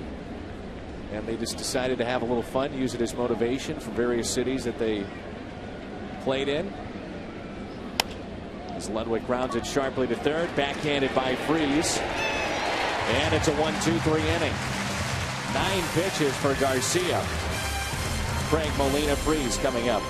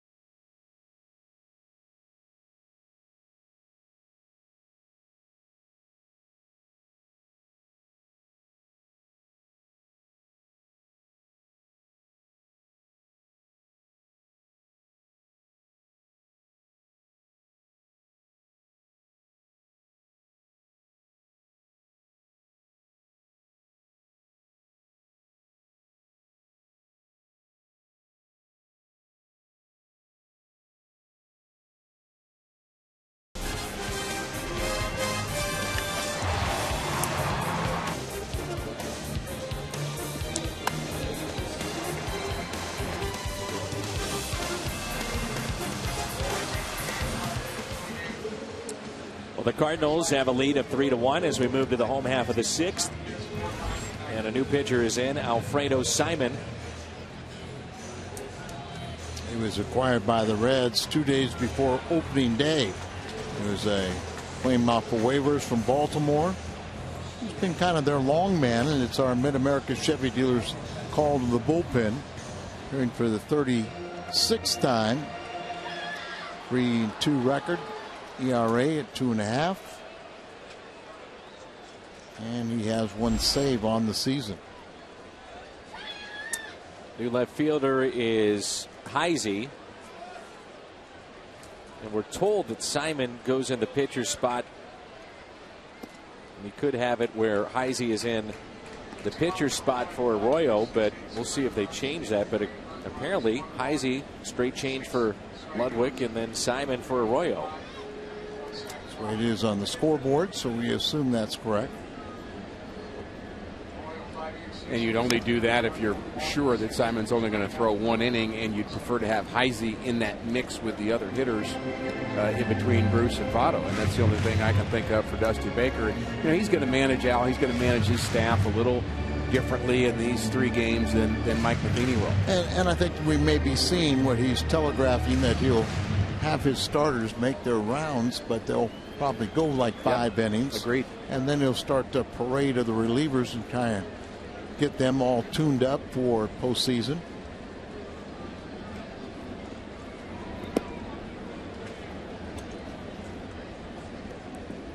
Alan Craig with a count of 2 balls and 1 strike. He has doubled, picked up an RBI in the 3rd, struck out with 2 runners on in the 1st. Arroyo only 73 pitches tonight, 5 innings, 3 runs, struck out 6, gave up 6 hits.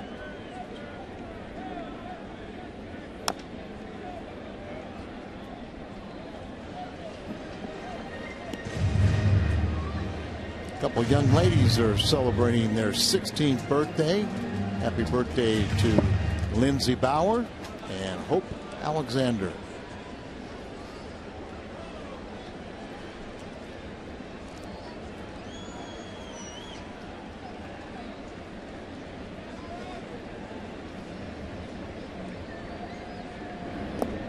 Maggie Kosentikin is 11 today, so happy birthday to Maggie.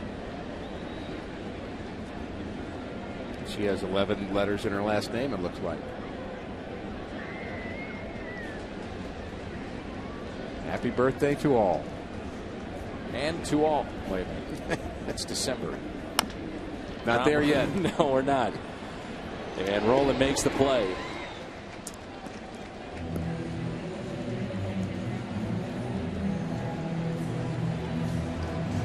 In steps Molina. He has an RBI tonight. The sac fly and that RBI number 76.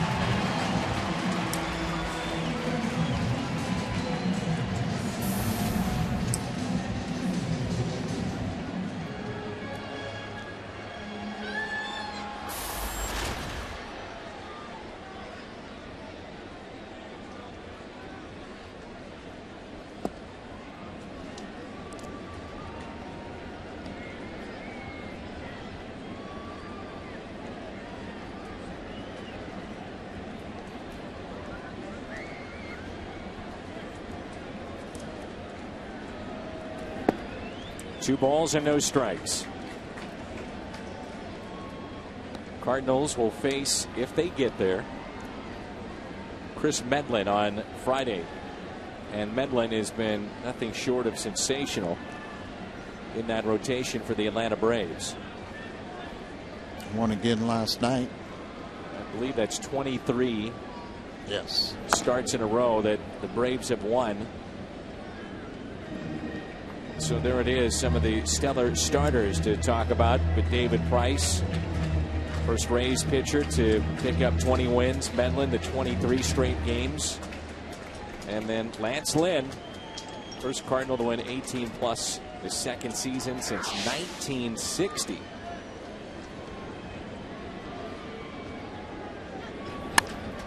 There's a base hit for Yachty up the middle.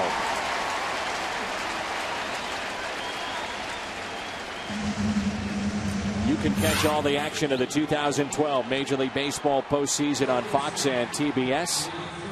Excitement begins October 5th. The wild card on TBS is the 3 home run night for Albert a year ago, and we're saying, well, good for last year.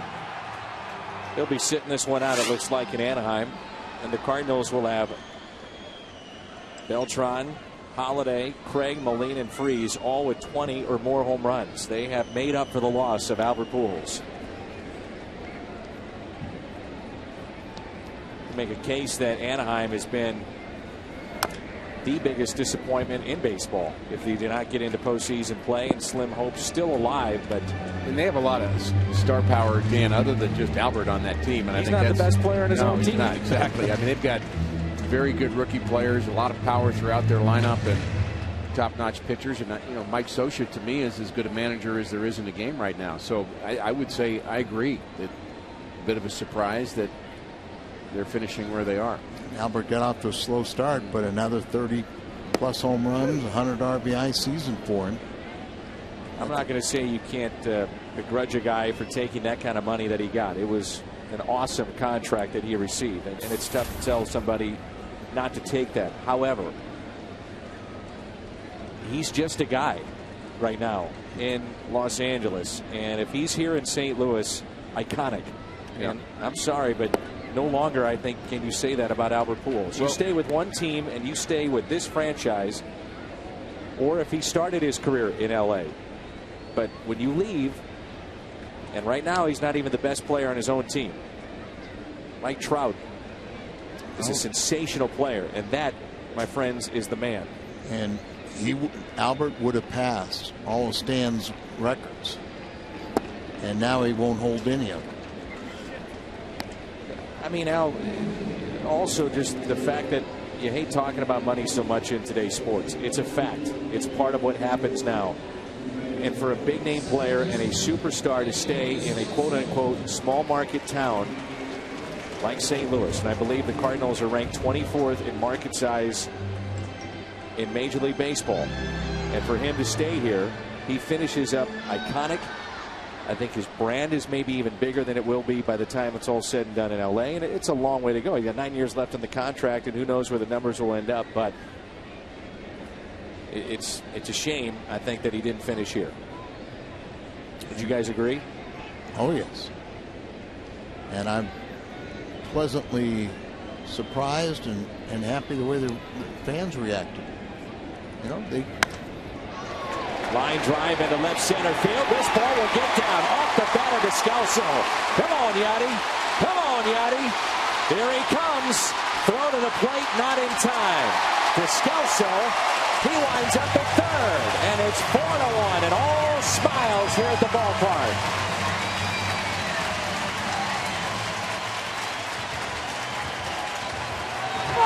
Pick him up, let's go!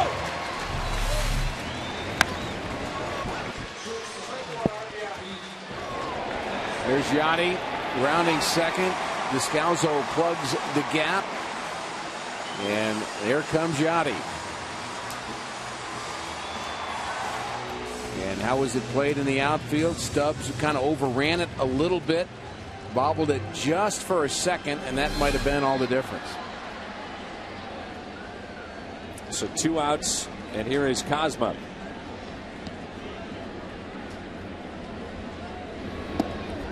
Just a few more thoughts very quickly. From our generation of watching players, greatest right-handed hitter I think maybe we've all seen. Make a case for it at least in Pujols. And before it's all said and done, he's in the Hall of Fame.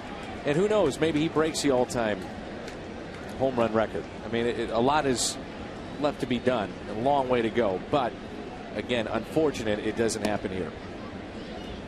And I'm sure Albert weighed all those considerations in making his decision. One thing he may not have realized, and you touched on it, Dan, as big a player he was here, he's just another player with all the different sports, all the movie stars, all the stars in Southern California. He's just another one of them. Here he owned the town. And it may be time for us to start giving more and more credit to Mike Matheny and what he's done with this team after losing Albert. And yes, he is maybe just that guy in LA, but he was so important to this locker room, so important to this franchise when he was here. I think there were a lot of us that were concerned of what kind of vacuum is that going to leave offensively and performance-wise for the Cardinals. Will they still be able to compete? Well, they're playing tonight with a chance to be a playoff team with a rookie manager. Not just that, too, Rick. Think about the loss of Carpenter. Yeah. Following up Tony La Russa, World Championship team. So kudos to that man right there. I agree. And the plan was you don't replace Albert Pujols, but collectively everyone picks it up a little bit. Beltran did a great job of replacing him. And pitch is taken inside, and financially you think that this decision may be a very good one before it's all said and done for John Mozeliak and the talent that they have coming through the system as well.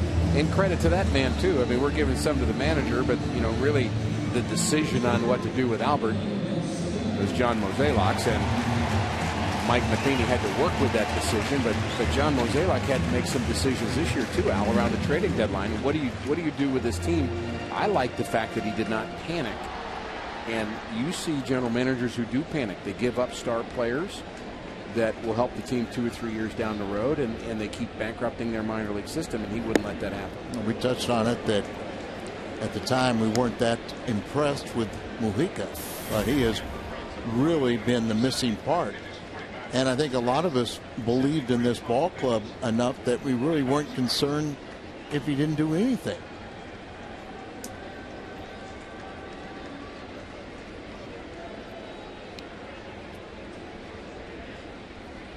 Garcia off the pitcher Simon. Can he get to it limping and makes the play? That saves a run And it keeps in a 4-1 St. Louis lead. The triple by Descalso to score Yadier Molina. Good play here by Simon to stay with it.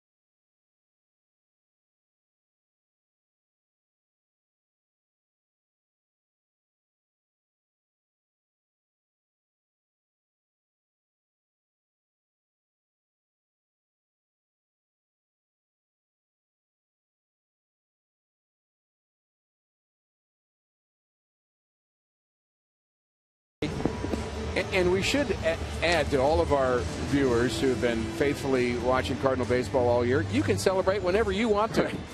I mean, the Cardinals may or may not want to, but you can. My understanding is the Cardinals will celebrate some shape, form, or fashion if they get in. And that may happen tonight. The Cardinals could win this game here. They lead 4-1. The Dodgers lose, and St. Louis is in. There will be some type of celebration. The question then becomes, will it happen later tonight if guys stick around? I think that's doubtful because this game is moving along at a pretty good clip. And then you'd have to sit there and wait for the game out west to finish up. If not, maybe you wait till tomorrow and hopefully you win that game and it feels a little better to celebrate after a win. You know, the Dodgers are scoreboard watching. They have no other choice but to sit here and watch. How do you not? Swing and a miss by Jay Bruce. I always get a kick out of it. We always ask the guy, are you scoreboard watching? And when a player tells me no, I say, uh-huh. Right. It's the right response, Dan. You got it right. Oh, forget that. Of course I'm watching. It's like that's what I want to hear. Like I'm watching. Yeah, it's like the player that says, I never read anything in the paper, or currently it's on the internet or Twitter or whatever. I never really read what people are saying about me, but boy, do they know every single thing that has been said about me. Somehow. From UNL. Whoever. They know it. On the outside corner and a strikeout for Garcia. Again, if the Cardinals get in, they're edging closer, and then they win on Friday against Atlanta. That means that the Cardinals, and we know this for sure, they will host the first two games of the division series, games 1 and 2, and that'll be Sunday and Monday. The Cardinals right now at Cardinals.com have tickets available as low as $25. So don't wait. One out, and here's Scott Rowland. Byproduct of Garcia going deep into this game, and his pitch count is at 81. Is that you don't have to go to the bullpen early tonight right now. Popped up to the right side. Craig is over, and it's out of play. And that has been a bullpen that Mike Matheny has ridden hard here in the second half of September. And just to follow up your point, Rick, Mike Matheny and keeping this all together. Remember, they were tied with the Dodgers at Dodger Stadium. The team could have folded after a devastating loss and a blown save by Mott. And Mott, to his credit, then the next week saves 5 games and becomes the NL Player of the Week. There's a line shot, left center. Jay on the move, can't get it. And Rolen is digging for 2, and in there with a double. The only lining, Dan, during that time in Los Angeles is when you watched the Dodgers play at that time, you really didn't fear them. There wasn't anything about them that was just kind of scary. The Brewers and the Phillies at that time were a little bit different. That ball just eludes John Jay, who's made so many plays like that. We're almost expecting him to make every one. 517th career double for Scott Rolen. And mentioned John Jay trying to become only the 3rd Cardinal to go through an entire season without committing an error. And in my mind, it really should only be 2. John Jay and Kurt Flood back in '66. Orlando Palmeiro did it, but he really didn't have that much playing time. He was more a 4th outfielder.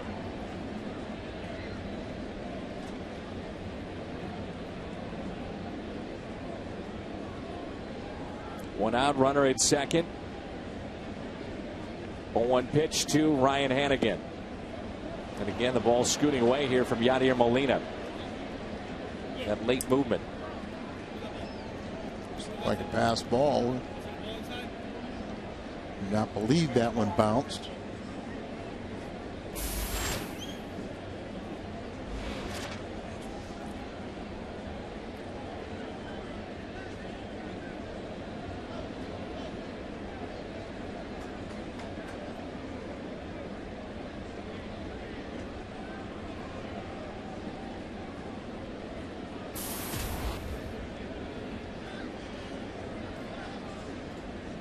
Hitting just .242 with runners in scoring position.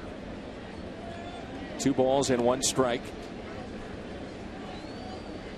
If you're a fan of the Reds, you're really not that concerned when they are behind in a ball game because of their ability to score late and often.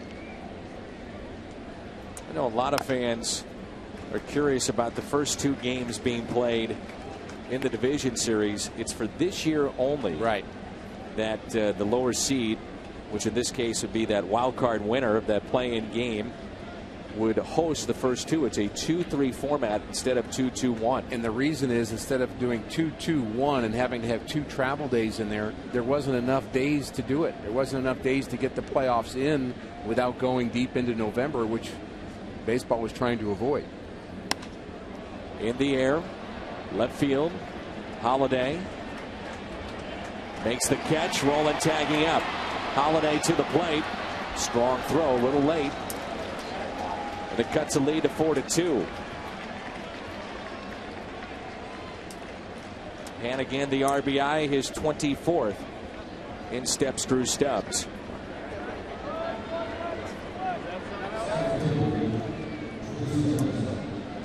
We're at Busch Stadium in St. Louis, along with Rick Horton and Dan McLaughlin and Al Hrabosky. All of our crew is here. Jim Hayes as well.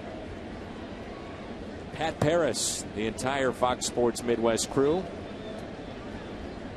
Cardinals and Cincinnati.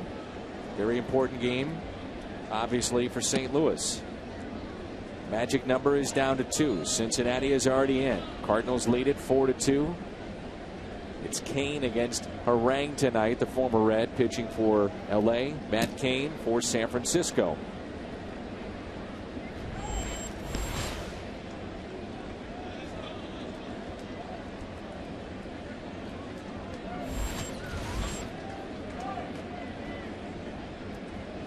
Outfield is straight away. Off the mound, backhanded, no. Descalso can't come up with it, and a single into center field, and the tying run comes to the plate. Well, Hika has been warming up, and he'll be ready if needed.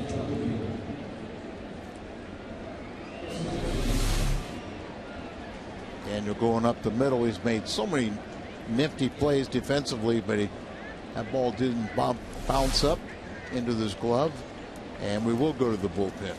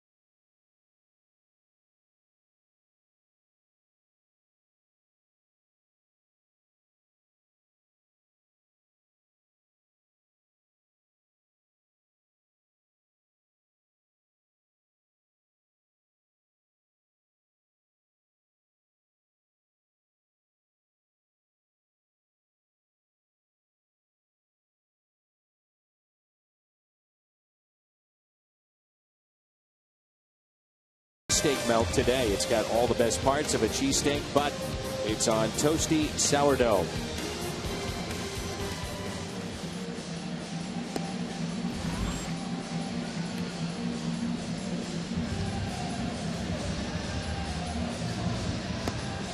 Mid-America Chevy dealers call to the bullpen. Edward Mujica, career high 69 games to this point, and he has been nearly perfect with about a 1 ERA since coming to St. Louis. Jaime Garcia, very nice outing for him. A lot of strikes today for Garcia. Giving up 2 earned runs, responsible for 1 more. A lot of balls hit in the infield, a lot of ground balls, some swings and misses. 1 walk, 6 strikeouts, only 6 hits for Jaime, who's trying to even his record with a 7th victory here tonight if the bullpen can shut down Cincinnati.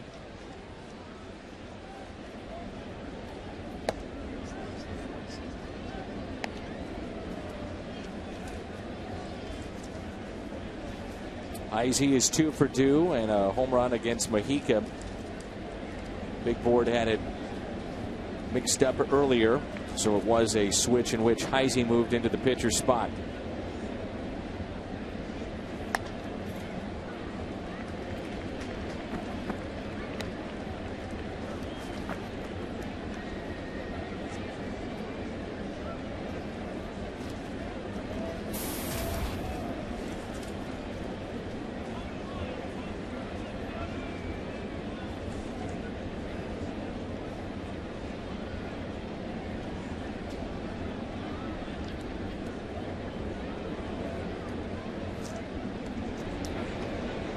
It's the 29th appearance from Mujica with the Cardinals, and his ERA is 1.04 in St. Louis. He has really solidified the 7th inning. Not really an overpowering guy, Al. He just kind of has that good late movement on his split and has hitters off balance, and he's another guy that throws strikes out of the bullpen. You don't really worry about him walking back. That's key. You know, he's usually pitches ahead in the count, and he's got that good splitter, get his ground balls. 3-1 the count.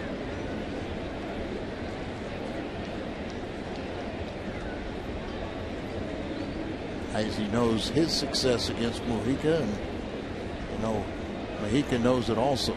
So whatever you've been throwing him, change it. Runner goes from first, great jump, and it's popped up. On the outfield grass, Descalso makes the catch. Mojica gets the out. It's time to stretch, and it's 4-2.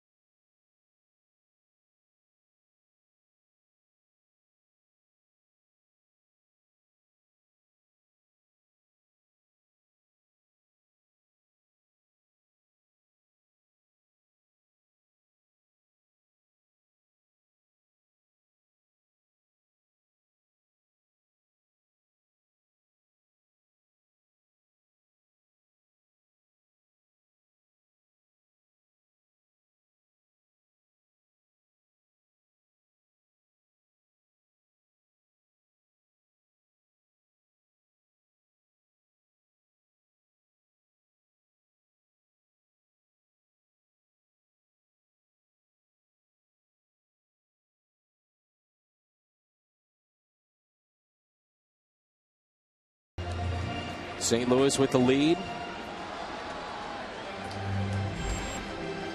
And again, that's Matt Cain on the mound. You know, Matt Cain and the Giants would love nothing more than to eliminate their arch rival Dodgers tonight. And once again, you just worry about your game, take care of your own business. In some ways, you want to see the Dodgers win, but you win your ball game, they can't catch you. John Jay trying to stick his knee out again. We've seen that so many times. He's not afraid to get hit. That ball almost hit him.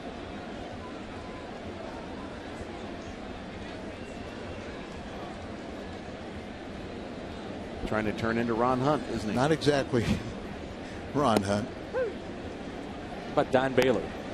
Well, Don Baylor he didn't use any padding. Now, I saw Ron Hunt because eventually he came to St. Louis. Still lives here. Wait a minute. He lives in Wentzville. But Don Baylor was born with padding. Well, but it was muscle. Yeah, I know that. Have you ever experienced being punched in the back by Don Baylor? No. I have. Line shot that's caught by Phillips. And they boo him for making the play. Hoping that things get serious tonight. If the Cardinals score 6, any size drink just 50 cents all day tomorrow at your nearest On the Run and mobile. This year, 6 is a serious number. Can we get back to Al's back? Yeah, let's hear about it, Al. So Don Baylor smoked you in the back or what? Well, it was somehow it was a fight. But, somehow. Yeah, somehow.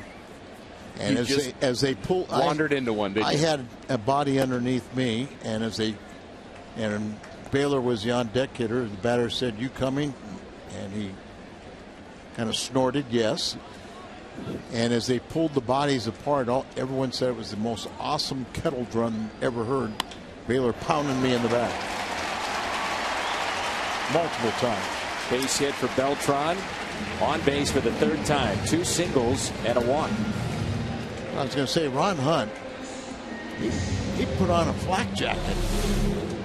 And he had padding all over the place, as you see Beltran in that sweet swing and base it up the middle. For fans that don't know, Ron Hunt for a long time was hit by the most pitches in baseball history, and then Don Baylor came along. Yeah, beat his record. But Ron Hunt, and I mean this sincerely, if you were pitching and you were trying to protect a 1-run lead, you did not want him to face him, because he was a good enough hitter that he'd choke up on the bat and just stand right on top of the plate, just punch it right over the second base area. And if you threw anything inside, he would let it hit him. And he'd take it off the helmet. He'd take it. Didn't matter. You couldn't. He was, in some ways, the last guy you ever wanted to face with a game on the line, because he would sacrifice his body over and over. 1-0 pitch to Holiday. It's taken low. Crowd tonight of 38,480. 38480. Garcia, his last 4 starts, which also included a scoreless streak of 12 in the middle of those 25 2/3 innings, ERA of just over 2.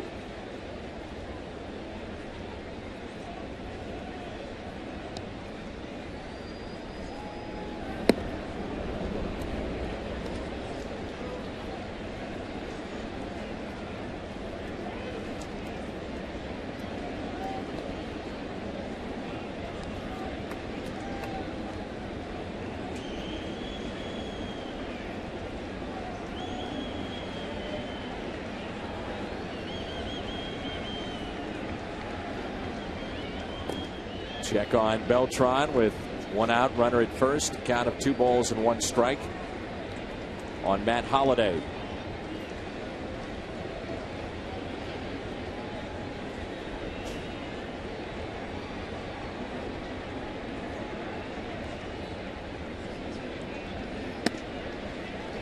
Three and 1. Well, the Cardinals to go full tilt to get into postseason play, and if you're Dusty Baker on the other side, walking the fine line of making sure you keep your guys healthy, still having some type of edge going into the postseason, staying sharp. A 3-1 pitch, runner goes, and it's taken for a ball inside. Team that comes to mind when I think about not being able to stay sharp was the 2006 Detroit Tigers. They clinched early, and they were trying to do everything they could do to get guys competitive and play inter-squad games, but they had so many days off because of an early clinch that they just lost all of their momentum. I mean, completely lost it. And remember that 2006 St. Louis team had 2 very long losing streaks of either 7 or 8 games, 2 of them. And because of the great start of Albert Pujols that year, in which he carried the team for the first 2 months, he was on a ridiculous roll. The team faltered down the stretch, kind of backed into the postseason. I believe they wound up with 83 wins total, and yet caught fire in postseason play. Timing is everything. Sure is.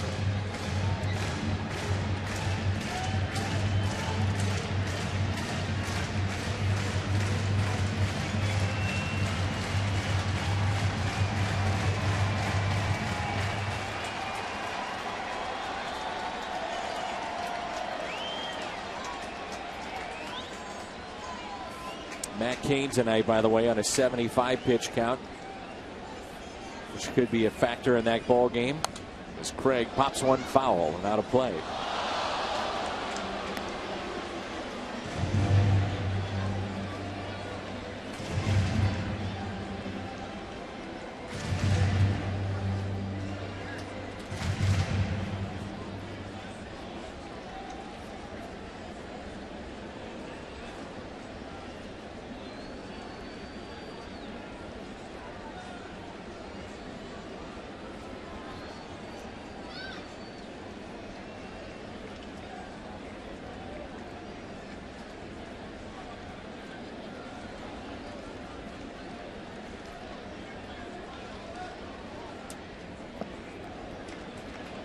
One ball, 1 strike, 1 out, 2 runners on.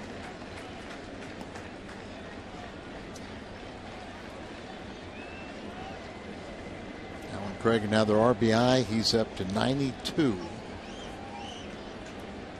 Didn't start playing until May the 1st, and then played about 2 weeks and had another disablement, cost him another 14 games. Here's a 1-1. Runners go, and a throw down to third. The quick tag by Rowland. Head first slide by Beltran and tagged out. So 2-5 caught stealing. Look at this tag, how quickly it was applied by Rowland. Just put it down, and he slides right into the tag. You have two of the better throwing catchers in the game in this one. Hannigan is right there with Yachty, and he nails one at third base. How costly will that be in a two-run game? Such a great look at the tag, too, wasn't it? Not only the throw was good, but Scott Rowland, and that's what good defenders do. They have the tag in the right spot. They keep it down. You don't pull it out too quickly. You've seen a lot of guys that would pull the glove up and the guy would get underneath the tag. Ground ball is hit to short. Craig is retired. And we head to the 8th. St. Louis with a lead of 4-2.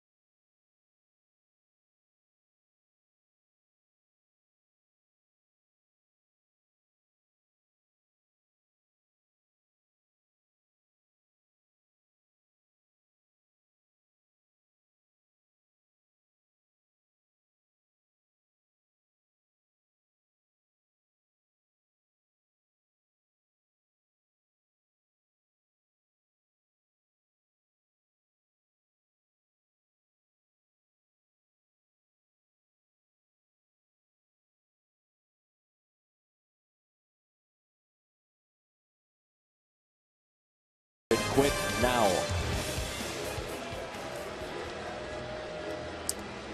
Beautiful night here in St. Louis. Mitchell Boggs is in. 4-2. Our score as we head to the 8th. It's set up for Boggs this inning, then Mott in the 9th. Interesting move that Cardinals would start the runners with 2 on, and Alan Craig up in that spot. In a way, it takes him out of the inning. Craig's such a good RBI machine. You already had one guy in scoring position. Tried to surprise the Reds, but didn't work. And we'll see how costly that might be.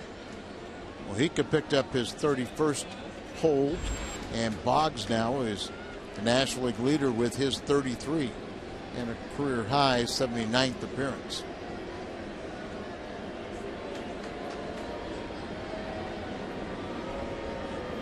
I agree that it was a questionable move, but let me dig for a silver lining. You ready for this one?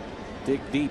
Carlos Beltran wanted to try to steal a base, and after what we saw from him a couple of weeks ago in terms of how he felt with his legs and how he was handling himself on the field, I mean, he just looks to be a different person than he was 2 weeks ago. A little more jump is what you're saying? A little more hop. He wants to try to steal a base instead of station to station. And you're thinking that's... And I'm just saying, I'm just glad I'm glad to have him back. I told you I was reaching. Okay. I warned you. Fair enough. Okay. We just wish he could have reached a little quicker. Well, good point. Yeah, be safe. What a great play that was. Where they're pushing it hard tonight. Way to go. 2 guys in scoring position now. Well, if this holds up, the Reds lose, the Nationals can clinch the #1 seed with a win and a Reds loss tomorrow. So some importance here for Cincinnati as well.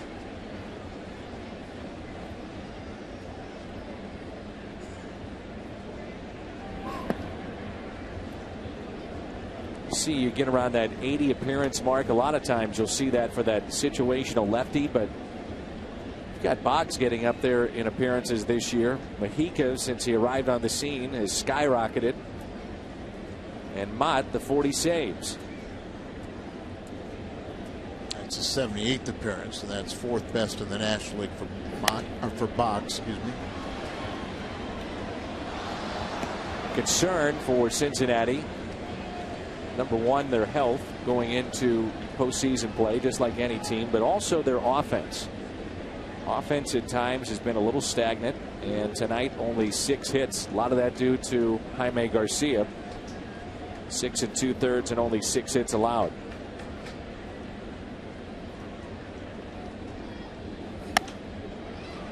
Fly ball out to right. 1 away.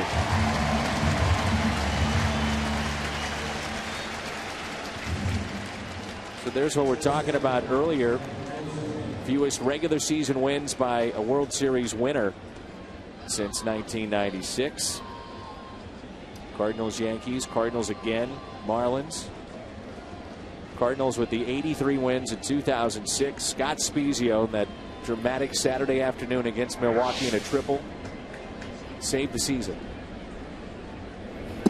Cardinals are not exactly like the Yankees, Al. I know you like to call them the Yankees of the National League, which I think has a lot of merit to it. But there's something about, if you had to play the Yankees in postseason, there's just this mystique about that boy, you know, they just seem to show up. They seem to make big plays and have big moments because they're the Yankees. Well, I wonder if the Cardinals have a little bit of that flavor in the National League. Descalso, what a play.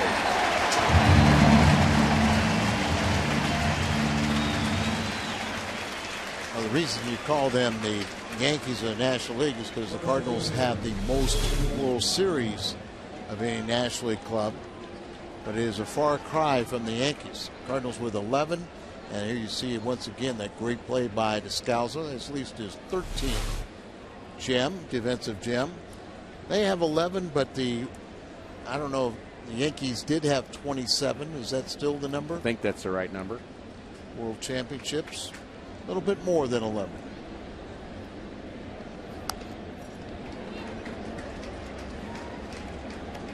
Cardinals have handled Votto so far tonight. But when we saw that graphic, you know, the 06 Cardinals, 0-11, those are wild card teams. You know, the Marlins were a wild card, and I assumed the Yankees, with their win total, was a wild card team. Trying to make it a little tougher for the wild cards to win the World Championship. With a 1-game playoff, might have to use your ace to move on. Don't have them available for, could even miss the next series. One of the things they've done is they no longer have the rule that the wild card winner after that playoff, they're going to always play the team with the best record, and it doesn't really matter if they're in the same division or not. Yeah.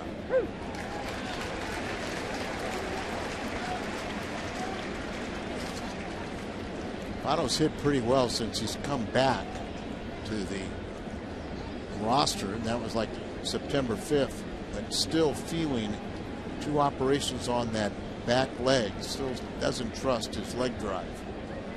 1-2 pitch. It was knee surgery in the middle of the season that he had. And he had to have a second cleanup procedure. And that is his back leg, so it's his foundation.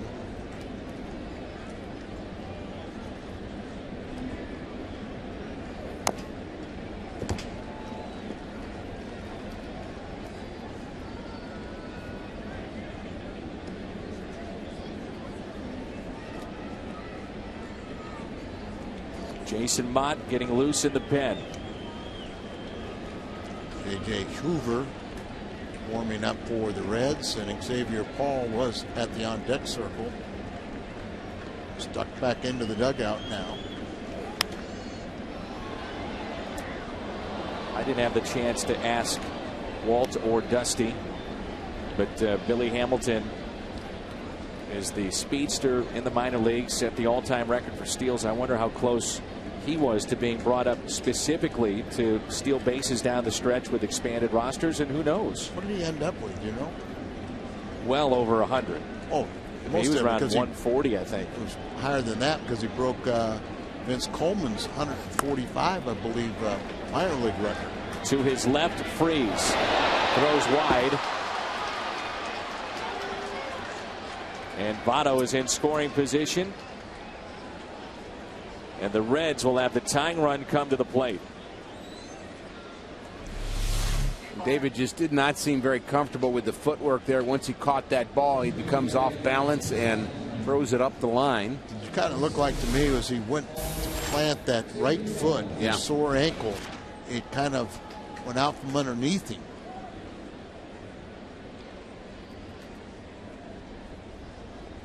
This is Xavier Paul. He's going to pinch hit.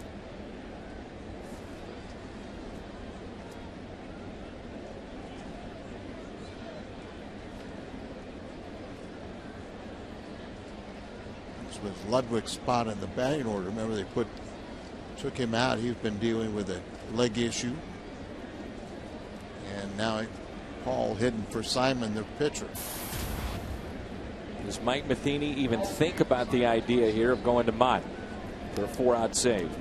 I think if Boggs was less effective, you might, but I think Mitchell has been so good himself. I think you leave him in, and the reason you don't go with a lefty here is the lefty would be facing a right-handed bat off the lineup, probably Todd Frazier.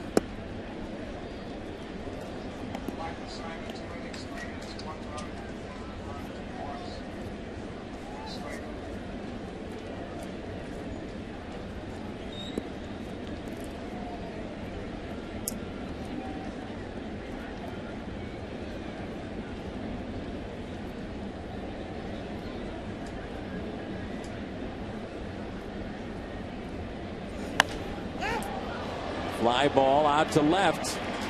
Holiday is there. Good work by Boggs. A scoreless 8th. Cardinals lead it 4-2.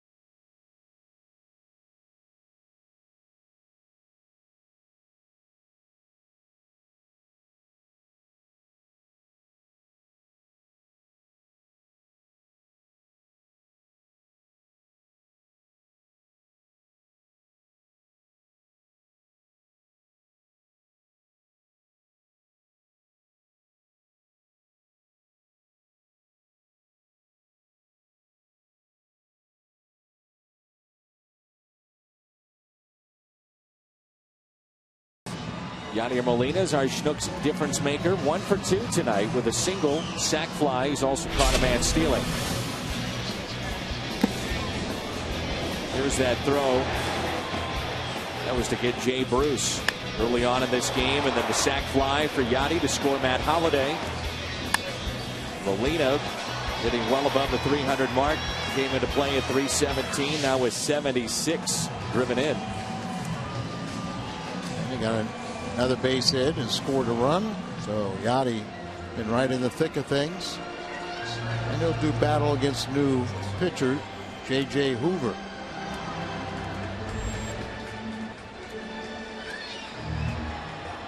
Hoover was acquired from the Braves in exchange for infielder Juan Francisco. And he was Louisville's most valuable player.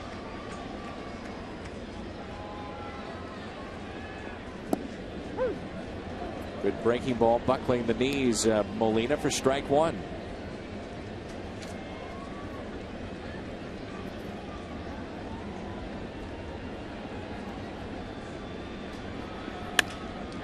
Yachty bounces it to short. One away. This copyrighted telecast is presented by the authority of the Cardinals and may not be reproduced or retransmitted in any form. And the accounts and descriptions of this game may not be disseminated without the express written consent of the St. Louis Cardinals.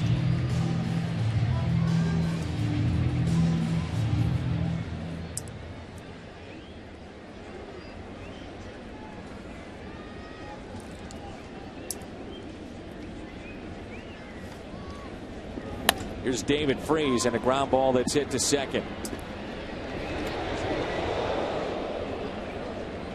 2 away. Cardinals baseball, a reminder tonight, is brought to you by Bud Light, the sure sign of a good time.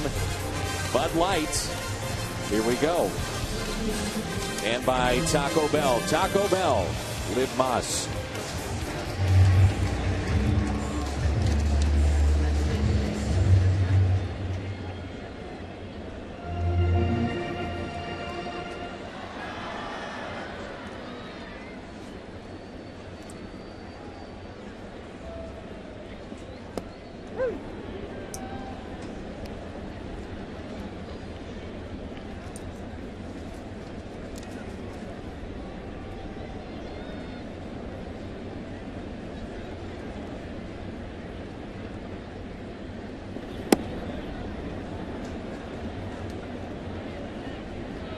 Scalzo with a triple that scored Molina. That time gave the Cardinals a 4-1 lead. They now lead it 4-2.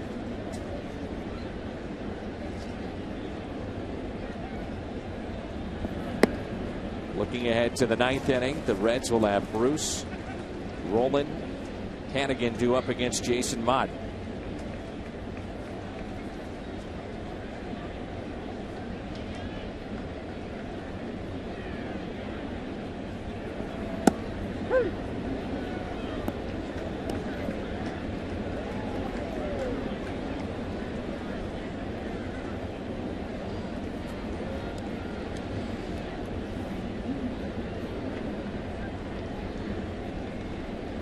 The 2-2. Votto with room in foul territory, and he makes the catch. Cardinals go in order. We head to the 9th. Mott coming on when we come back. 4-2 St. Louis.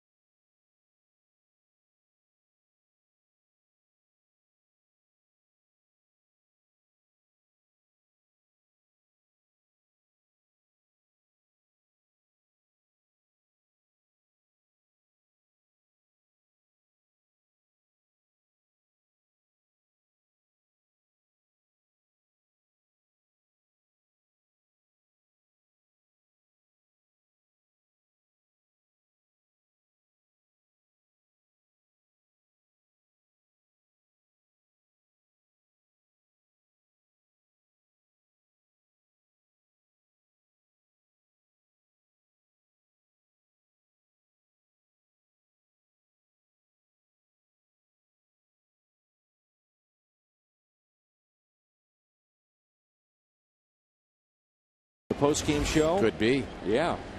Keeping an eye on what happens out Always west. Fun. Always fun either way. Jason Mott in to close it out. So the trio that's up over 11 combined against Mott.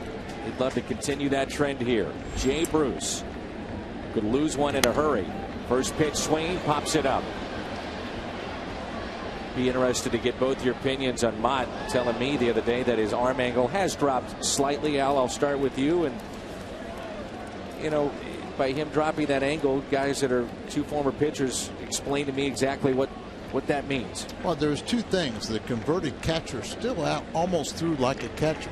You know, he had the release point up near his ear and throwing pretty much over the top.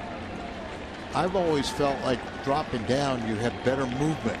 You still have to stay on top of the ball. You get your hand on top of the ball. But if you can throw a little three-quarter or a little bit more from the side, I think you get a lot more action. And what I like about it, guys, is the fact that it's the same arm angle as his cutter. So the hitter's seeing fastball cutter out of the same arm angle, and they're not sure how to react. And I think it's created a little bit more life on his fastball from the hitter's viewpoint, and it's made his cutter better. It's exactly why he said he did it at first, was just to make sure that he was at least in the same position with his fastball, the cutter. Everything was from the same arm angle.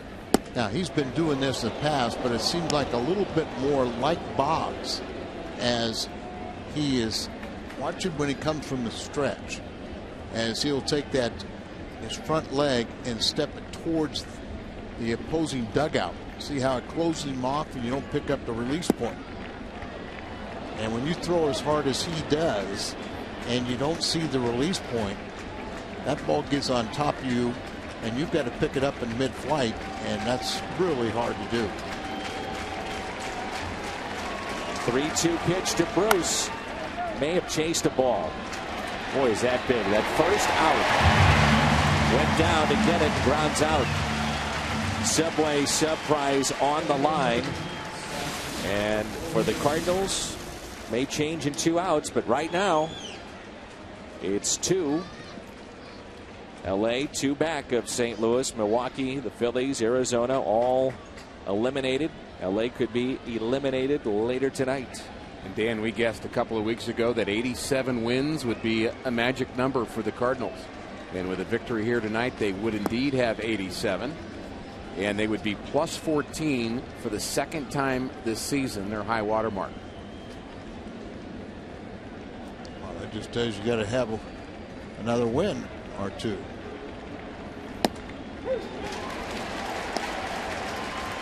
And all of us said you'd have to be around that 90 win mark just to be in the conversation to get into postseason play. And if the Cardinals can wrap up tonight, that would give them 87. 2 to go. Oh, a low strike, and Rolen doesn't like that. 1-2 the count. Scott Rolen has doubled tonight. The old pro, though, he voiced his displeasure with this strike, and there it looks like it's borderline. But he kept his head down, stayed right in the box. Nobody other than the home plate umpire knew he was making comment. There's a way to do it, right? Oh, yeah. It's like a catcher, just look ahead and you start barking at umpire, trying to win some strikes for your pitcher.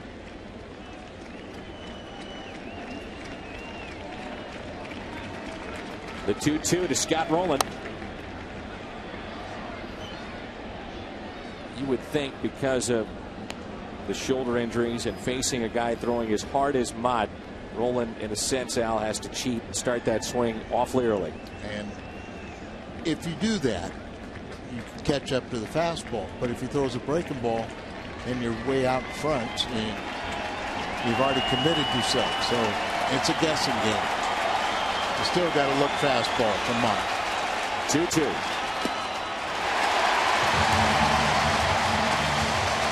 One out away from at least forcing a potential game number 163. And who knows, after tonight, maybe they wrap it up and we head to Atlanta. On their feet here at Busch Stadium, Jaime Garcia, our player of the game. 6 2/3, 6 hits, 2 runs, strikes out 6 and 90 pitches of work here at Busch Stadium.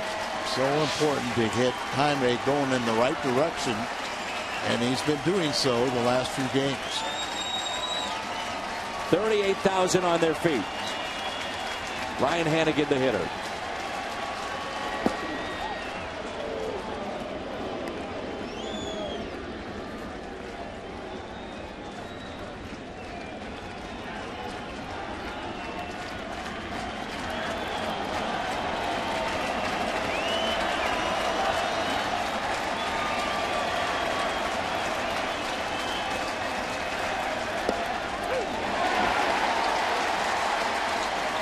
Really into it. They've been buzzing all season, all game long, getting this team ready.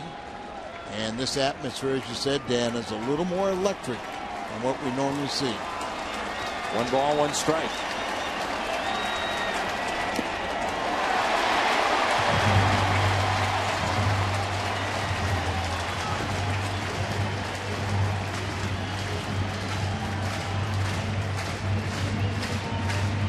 Just take in the crowd here. 1 and 2.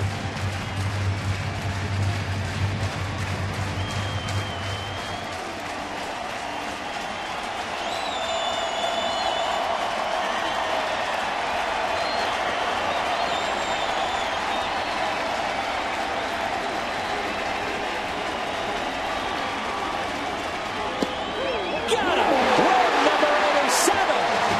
Magic number down to 1. And add 1 more to the save total for Jason Mott. It is at 41. What a convincing victory by the Cardinals. Magic number down to 1, and they want to do it themselves. Tomorrow night, they have a chance to do so.